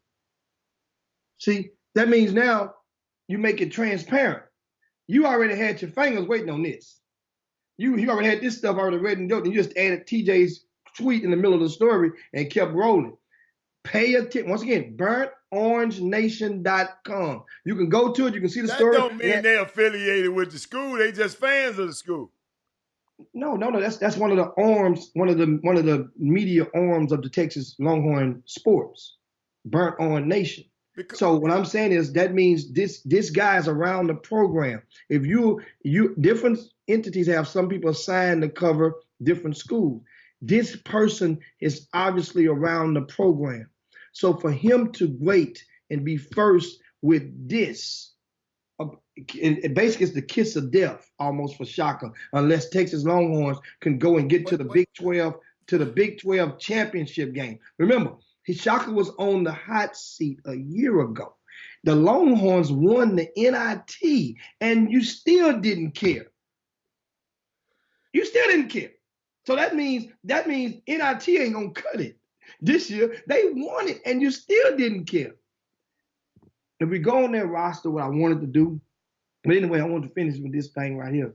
And TJ Ford, we talking about him, and how you mentioned something ain't right because TJ normally doesn't spew out his thoughts in that manner, just like that. Now you got to understand, he bleeds orange. He loves his school, and he sees what's going on with his school. You think about this, man. Lionel Gar said they might as well pull a Memphis Penny Hardaway experiment. Memphis didn't pull an experiment with Penny Hardaway. Ole Miss was about to hire Penny away from Memphis, and Memphis had to pull the trigger and fire Tubby because Ole Miss Penny was smart enough to go get leverage in that situation. In this case, TJ Ford been in the grassroots basketball community. Not the way y'all expected, not the way y'all, but guess what? He's been and he's made contacts in this community. Let me tell you something. There's no way, and I'm not advocating another guy's job been taken, but I had a kid that Texas was in the running for him to think about going to Texas this year. And the kid didn't believe in Shaka, and the kid didn't believe in the University of Texas. He didn't believe in Shaka having a job past this season. It's a high school player. So maybe it's just time. And I heard it's a lot of money involved if you have to buy this guy off. 10.5 million. That's all. 10.5 million. But they got to pay the new coach though. So 10.5, always remember 10.5 to pay him off, but might be 15 to get another coach. So that's a $25 million. But get the people who got the puff fund. Hey, you puff fund folks? Why? Excuse me, Jimmy. I didn't even think we was going to go here. But why not try TJ and retain Coach Lucas? Jimmy, I don't know, Jimmy. I think that we own to something. And you know, I've never, me and you, I've never said this to you, ever. But college basketball legends at their school, they're having success coming back, Jimmy, to their schools. Former NBA players are having success. TJ is not, to me, not just a college coach. TJ is a leader of men. That's what I see him at. No nonsense. No, he got a plan. He got a vision, got a plan already. Let me tell you something, Texas. If anybody at Texas, why? Nothing against Shaka Smart. But if Shaka Smart is released, man, y'all got to think about this one. I heard somebody talking about some other guy. Whoever, some other guy, whoever. Let me tell y'all something. In this day and time, TJ Ford ain't gonna let the best players get out of here. I know some young top recruits right now ain't even thinking about Texas. That should be the case. The most influential college basketball player, a team in the state of Texas. Every young kid should grow up being a Longhorn. Jimmy, you remember I told you about Tubby. And everybody talking about, that was wrong, Penny. Man. And I told y'all, I messed around and went to the state championship. And I'm up in there talking to the parents in the stands. And I'm just asking them questions. A lot of them didn't know who I was. And I just asked the question, why didn't your son go into to Memphis, entertain Memphis? She said, we're not going to send our sons to Memphis. We're not going to send our sons to Memphis. They should have hired Penny years ago. We're not sending our sons to Memphis. They didn't say to Tubby. They said to Memphis. Let me tell you something. TJ Ford could change the paradigm for the University of Texas. And I'm looking at it, Jimmy. I wasn't prepared for this, but Lionel Gar and a few people on this Facebook feed, they just giving me, and I never thought I'd be prepared to say this. Man, if they move on, young kids in this state of Texas will want to go to college at the best university, the biggest, and I think the most influential university in the state. Instead of running up to Baylor or running somewhere else. Nothing against Baylor. Look what Baylor did. Baylor was smart enough to go, look who they got. Them assistant coaches ain't no joke. And Jimmy always talk about, these guys got grassroots ties in what? Houston, Texas. Hey, I'm just telling Jimmy, you can go. I don't know your take on it. I'm just me. I didn't go to no university in around here. I'm sitting up here just thinking about, wow, that might be a power move. Juwan Howard. That might be not the Penny move. That might be the Juwan Howard move. Jimmy? I'm sitting there and I'm looking. First of all, I'm a lot of people, the questioning for Shaka is when they hired him, he had grabbed the nation by storm with his relentless style at VCU. And it was widely believed that he would bring that style to University of Texas, because at University of Texas, Shaka would be able to get much better prospects based on their high school trajectory, McDonald All-Americans and whatnot. You would be able to get those as opposed to a certain and apply that same style. Then hell, this guy could be on to something. So what happens is the narrative that a lot of people, and I'm down with Shaka, because the only thing that the only knock that you can have with Shaka is that Shaka, many people within the confines of Texas went sour on Shaka because he didn't play the game like some people, some coaches do with a lot of the grassroots and the third parties. He didn't play the game, meaning that he didn't go and spend the extra minute or the extra hour to wooze and smooze various people. However, what Shaka did do, as far as the narrative, it's kind of like the narrative with the University of Houston. They had the same type of narrative. The U of H, the narrative before Kevin Sampson got there was that they don't recruit the city. Right? They don't get no players from Houston. That's how it was with U of H. Well, at the University of Texas we can't keep our players at home.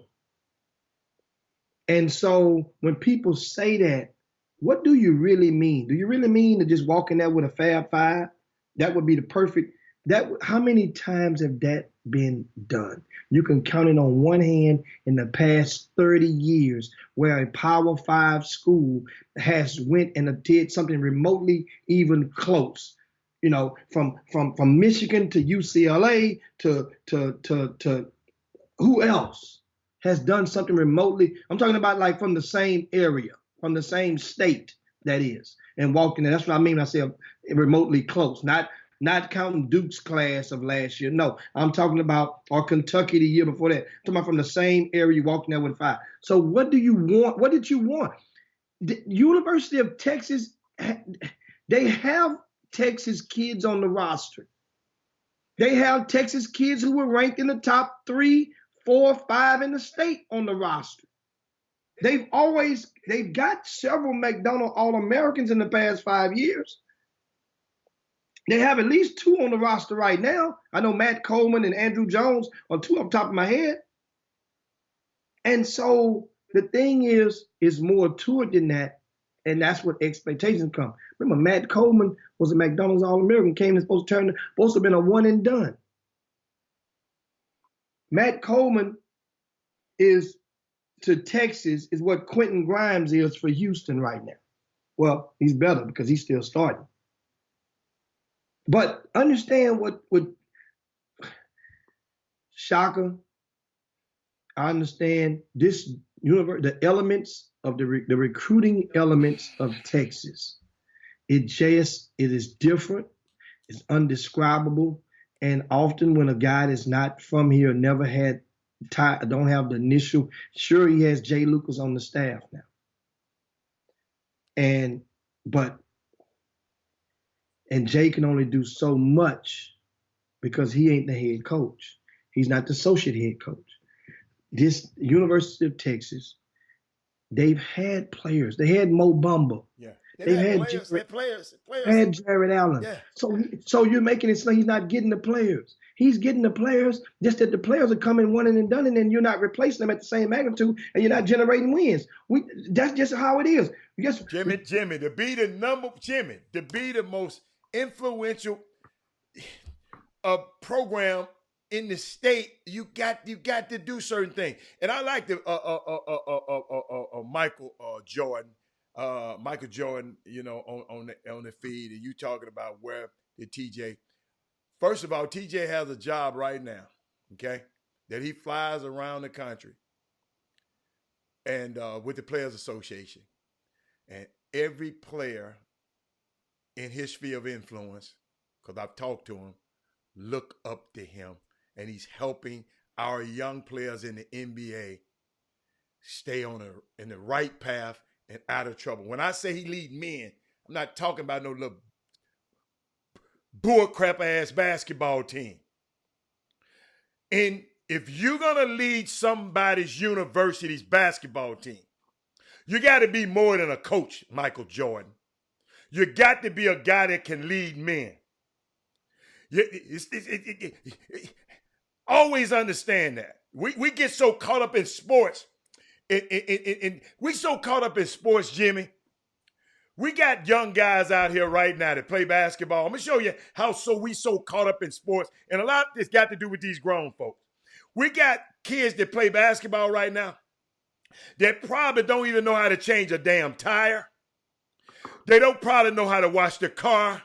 They probably don't know how to cut the yard, because all they've been doing is y'all been flying them around the country every weekend, all the weekend, playing basketball. So guess what? A lot of skills, because we got to teach these things. Like I told my son, I teach my son how to be a great son. I try to teach him how to be a great father and a great husband. So when I say TJ is a leader of men, Michael Jordan is way bigger than basketball, sir. So, and I know sometimes we just confine our minds to basketball, but man, it's a world outside of this game. It's a world outside of this game, man. We got a kid right now that if the right person had got to him long time ago, Delonte West, Deontay West, he probably wouldn't be able to. I talked to the Players Association this morning.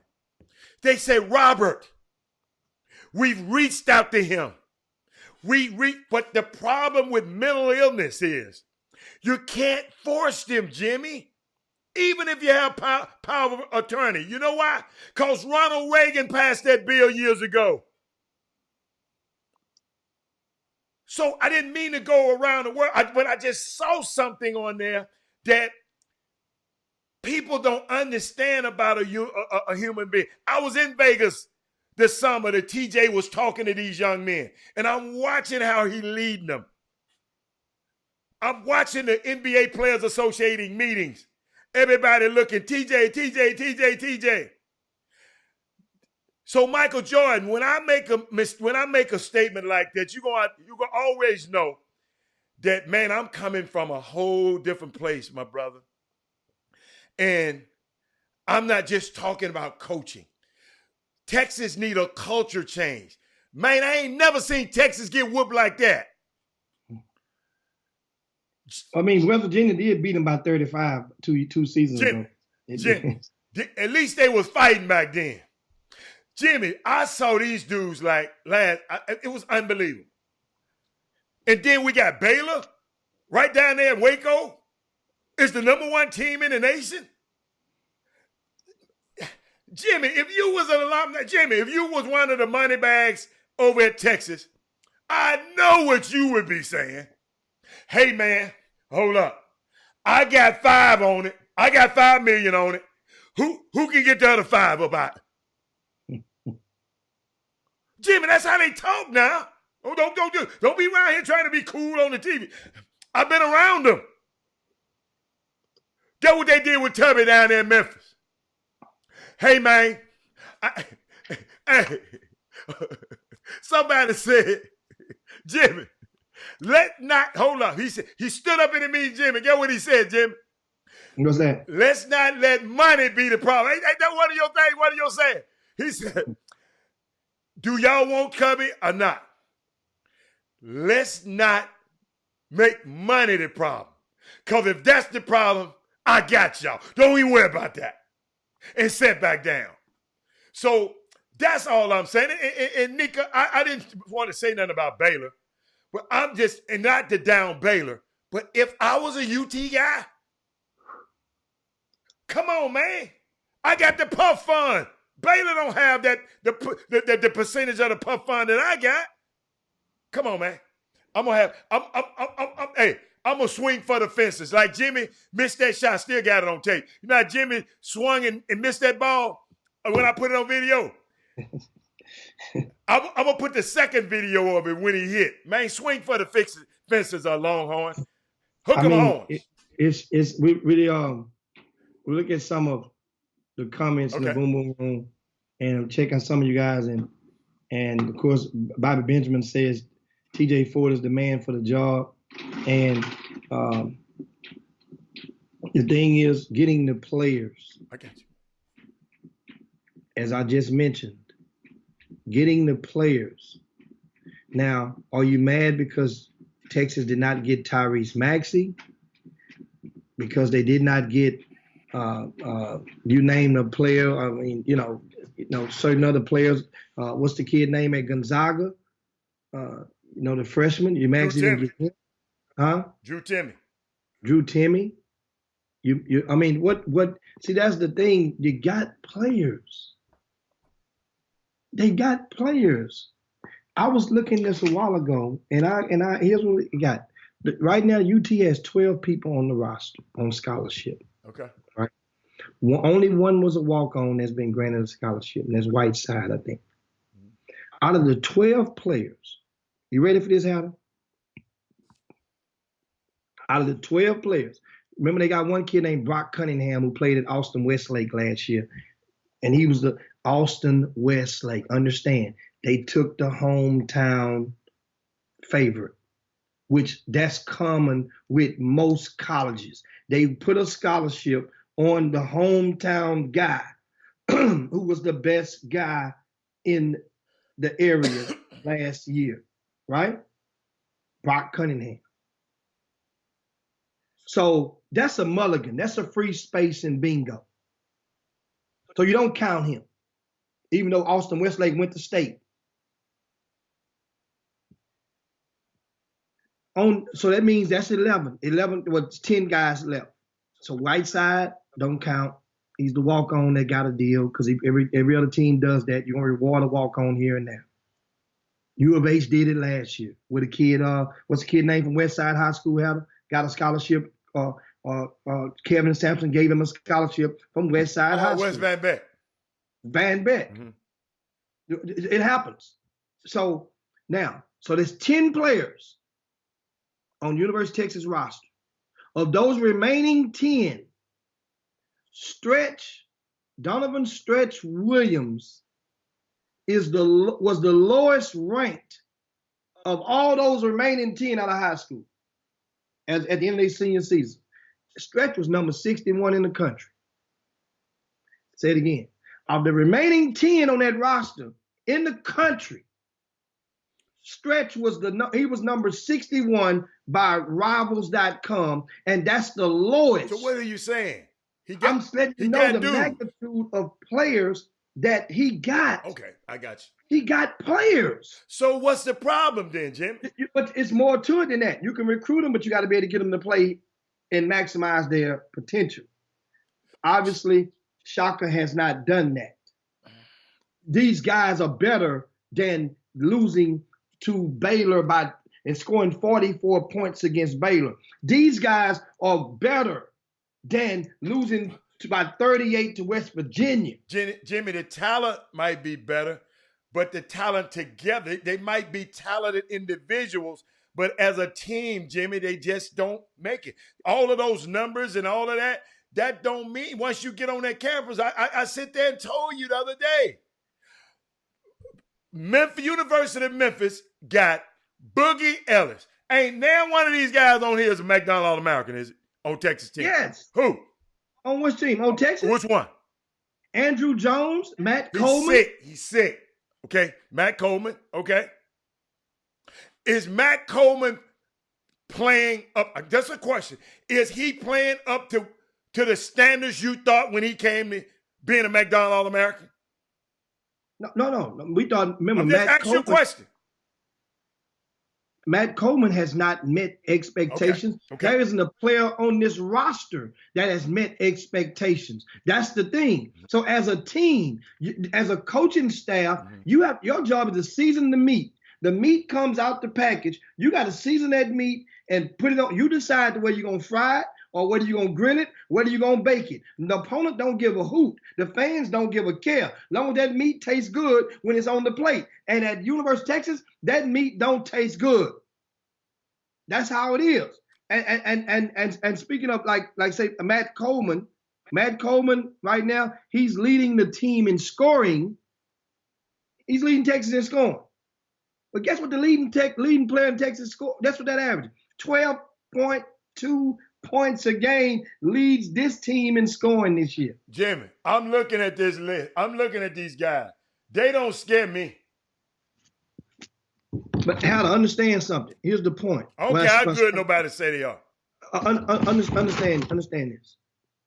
As I mentioned yesterday, to get to the point I mentioned you, I said the lowest ranked guy of those remaining 10 is Donovan Stretch Williams. He was number 66, right? Jericho Sims was number 57, was with number 51 by Scout, right? Courtney Raymond was number 34 in the country by 24/7 Sports. Matt Coleman was number 29. He's a McDonald's All-American. Andrew Jones was number 19 in the country by Scout.com. Gerald Liddell was number 41 in the country by 24/7 Sports. Kai Jones was number 49 in the country. Kamaka Hera, he was number 47 by Rivals. Will Baker was number 28 in the country by Rivals. Yeah, you just said how good they were. You just said it. Jace Febres from Westfield High School was number 47 in the country by Scout.com. We trust you. So guess what? If you're in the remember the star system we explained a while back, the star system. If you are ranked in the top, I think 50 or 60, that's 4 stars. This is a team field of projected 4 stars consensuously from around the country. Baylor, as I mentioned to you guys yesterday, when I spoke with the Baylor coach on yesterday morning, right after they got anointed as number 1 team and leapfrog over Gonzaga, you know how many Baylor had? Baylor has 0 5 stars, right? 0 4 stars. Let me go back. So, Jimmy, what are you trying to say? That means that coach was able to get better results with lesser talent coming out of high school. Some kids get better. Some kids don't. Hold up. Have you ever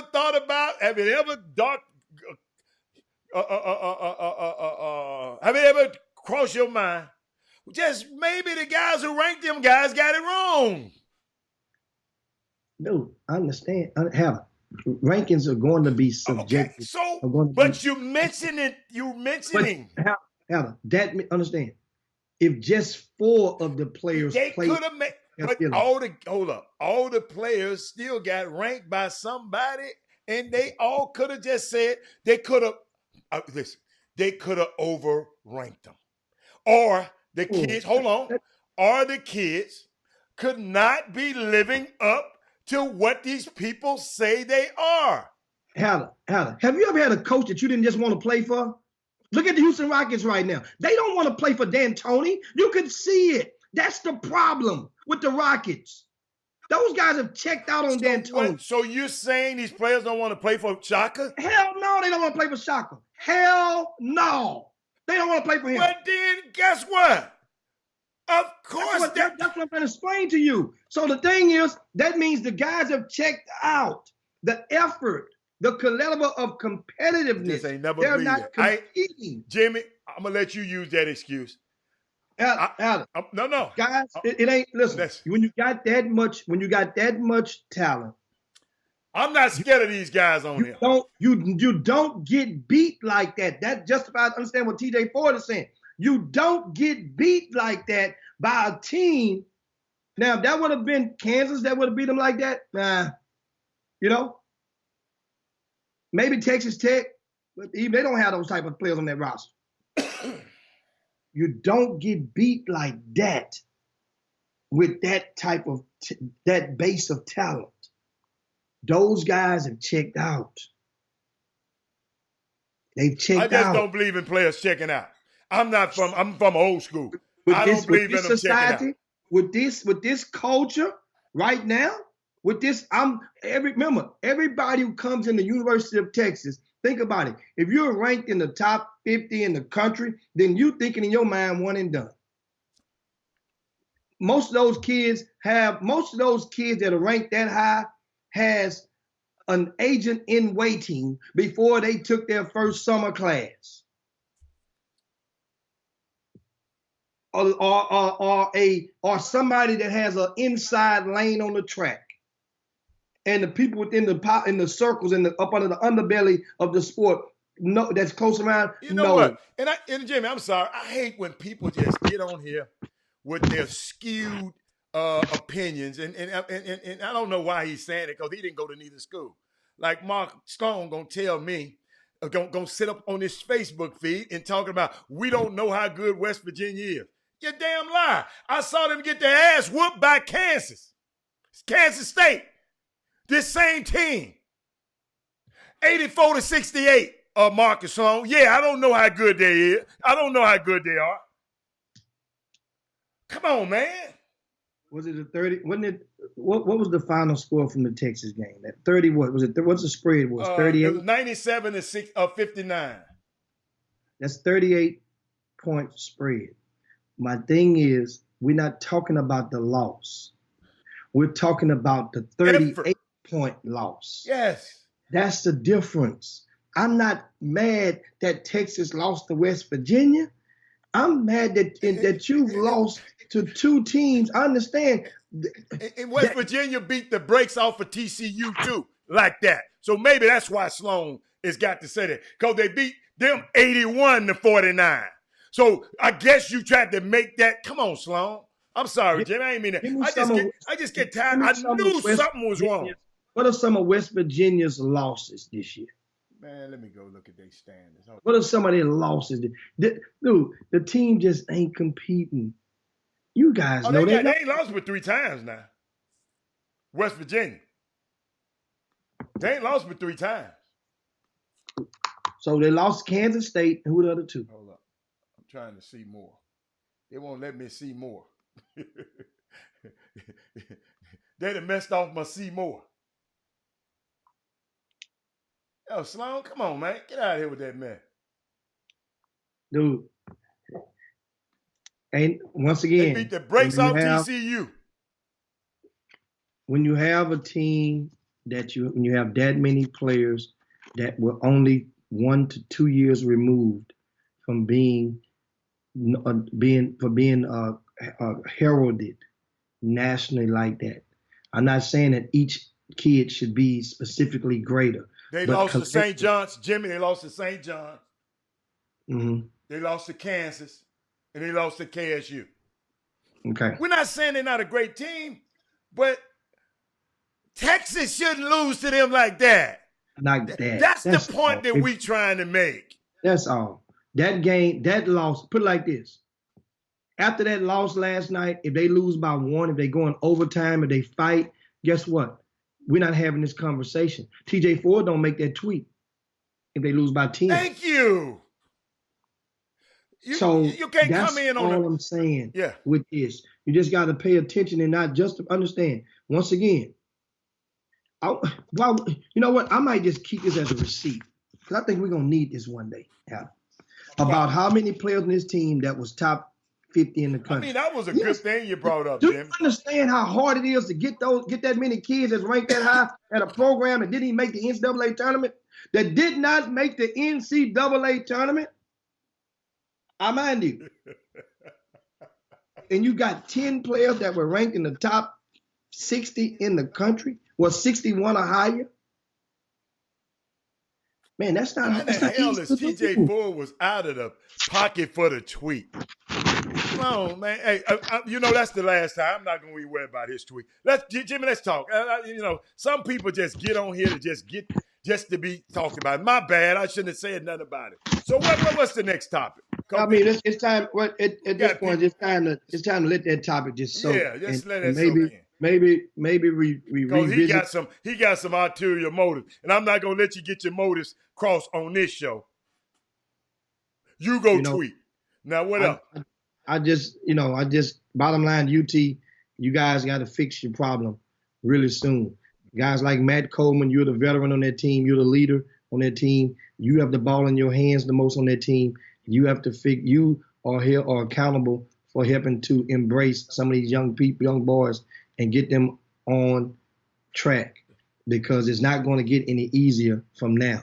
Otherwise, a lot of these guys are going to be in a situation where you guys understand how this stuff goes. You don't understand what I mean or what I'm trying to say. Look over at Texas A&M. And before Buzz Williams came at A&M, the previous staff, they had more players from Texas on the Texas A&M roster than any school in the United States of America. Last year, Texas A&M had more players on their roster, and they couldn't get it done. But so you got to serve what master do you serve? They had the top-ranked players. We have some schools that have a lot of Texas players on it, and they win. But you talking about the cream de la creme, the University of Texas Longhorns. The Puff Fun King. See, if you understand me, that's where I'm coming from. The Puff Fun. The Puff Fun. Let me Todd Holmes. Go on, talk, Jimmy. Let me put these starting five up right quick. And so, and we get ready to land this plane shortly, guys. But that's time to go. No way that the team should be competing at this level based on what they have to deal with. What's happened is, if this team is winning, then you know what you're saying? Those players are justifying the means. Everybody don't get better. The atmosphere and the culture is what helps. The atmosphere around this team, the fear factor is gone. Coach Baylor got a guy on 18 that didn't even play that much in high school. He kept getting hurt. And he killing. The big fella. What his name? Oh, I forgot his name. That big old black boy? No, the big dude who had a lip bust last night. Y'all know his name on there. He was killing. He from Minnesota, and they asked him, "Did you ever play against the Suggs and all them top players that come out of Minnesota?" He said, "No, I wasn't good enough to play with them." The big fella. Look at Jim. I'm trying to put this thing up there. I would help you, but you got to look that one up. The big fella. So that's the ticket. And Otis O'Neill say Billy Kennedy, say what you want. He recruited hard out of Texas and cared about them boys. Good friend of mine who's also recruited me when I was at Creighton and cared. Well, Otis, guess what? I appreciate. I know Billy Kennedy. He's a good guy. Right. You know how many good guys and got fired? Yeah, there's a bunch of good guys out there.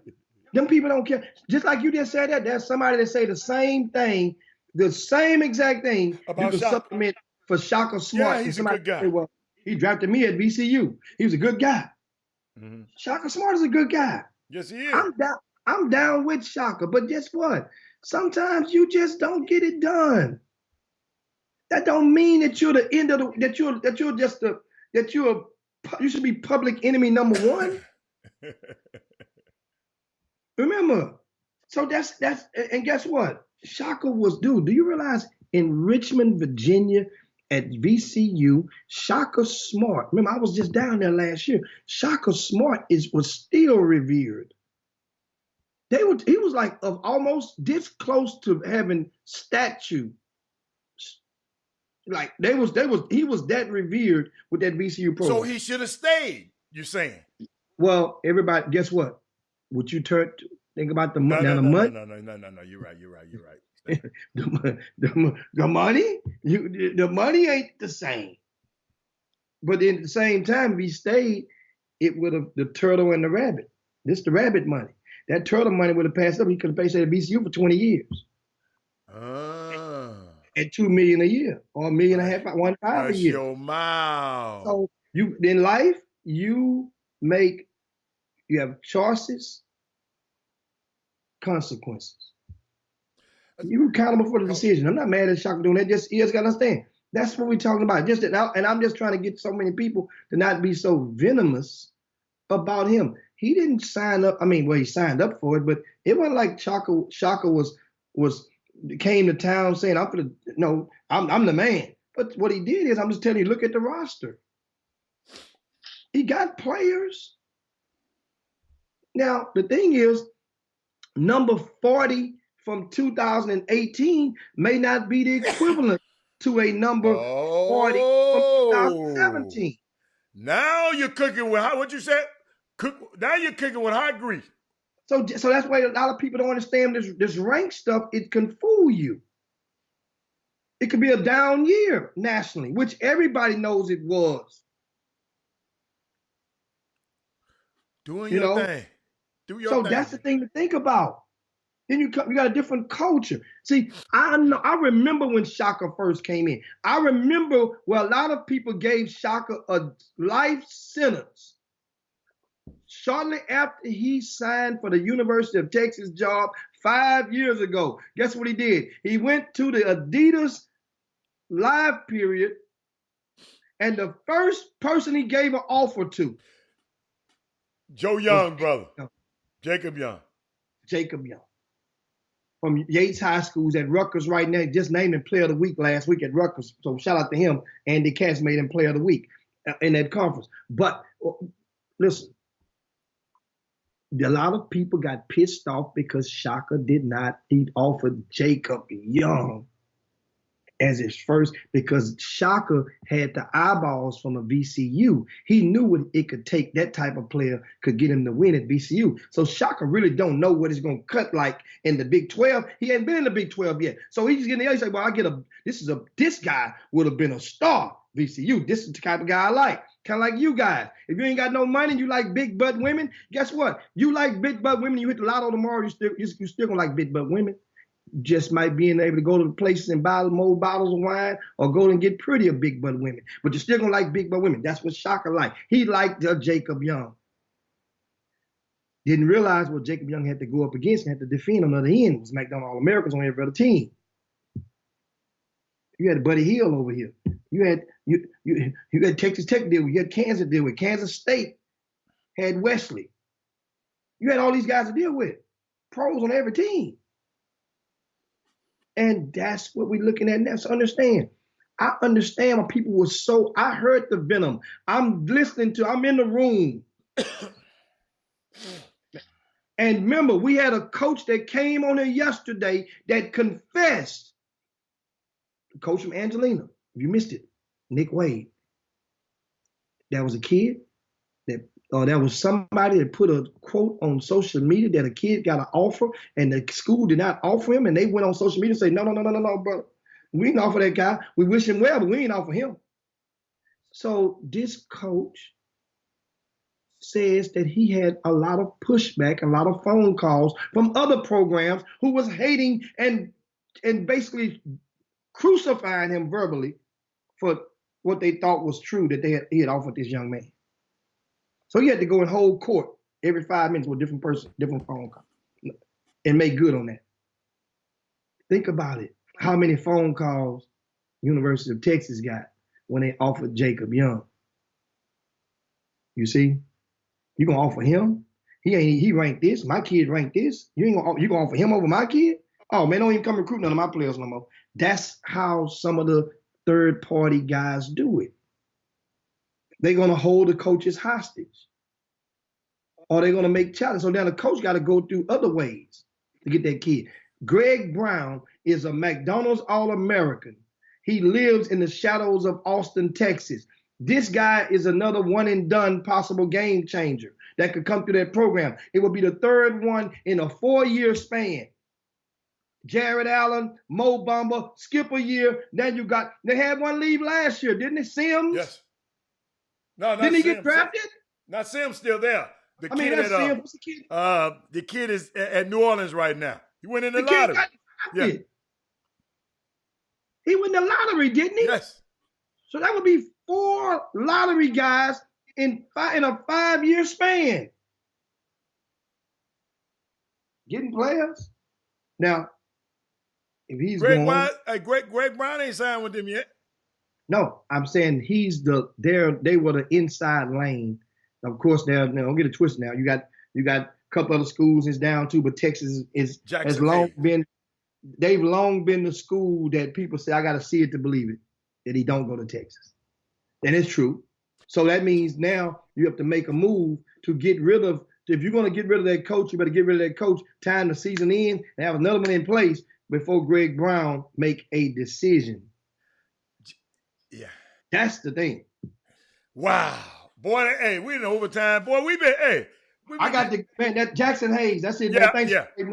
I didn't want to interrupt you. I saw And it. so Herb said he couldn't get De'Aaron Fox or Quentin Grimes. That's part of the problem. Herb, he had Matt Coleman. McDonald All-American. He wasn't trying to replace Matt Coleman unless a guy knew they was going to play second fiddle. Matt Coleman wasn't coming off the bench.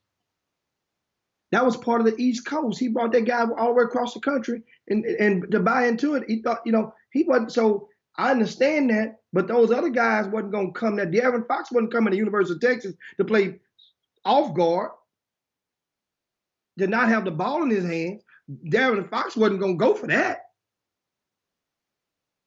Quentin Grimes, as you see right now, obviously he wasn't better than Matt Coleman. He ain't better than Matt Coleman. I don't know so about hell, that, you might need to applaud the coach for that one. How much is Quentin Grimes averaging? I don't know what he's averaging right now, but I don't know what he's averaging right now. But you look at the last in conference. Hey, Quentin Grimes' team ain't got beat by 30 though this year though. No, Okay. Quentin Grimes. You talking about he's so much better? No. Matt's so much better. Matt Coleman is better than Quentin Grimes. Quentin Grimes is right now is facing a different turn, a different lap in this relay race. He's just now enduring it. Quentin Grimes is coming off the bench for the first time probably in his life. Mind you, think about, some of you guys need to think about this as we leave. I'll leave you with this thought. Think about if you play whatever sport you played, what was the first time that, and don't count an all-star game, that you had to come off the bench in your life? And just think about that.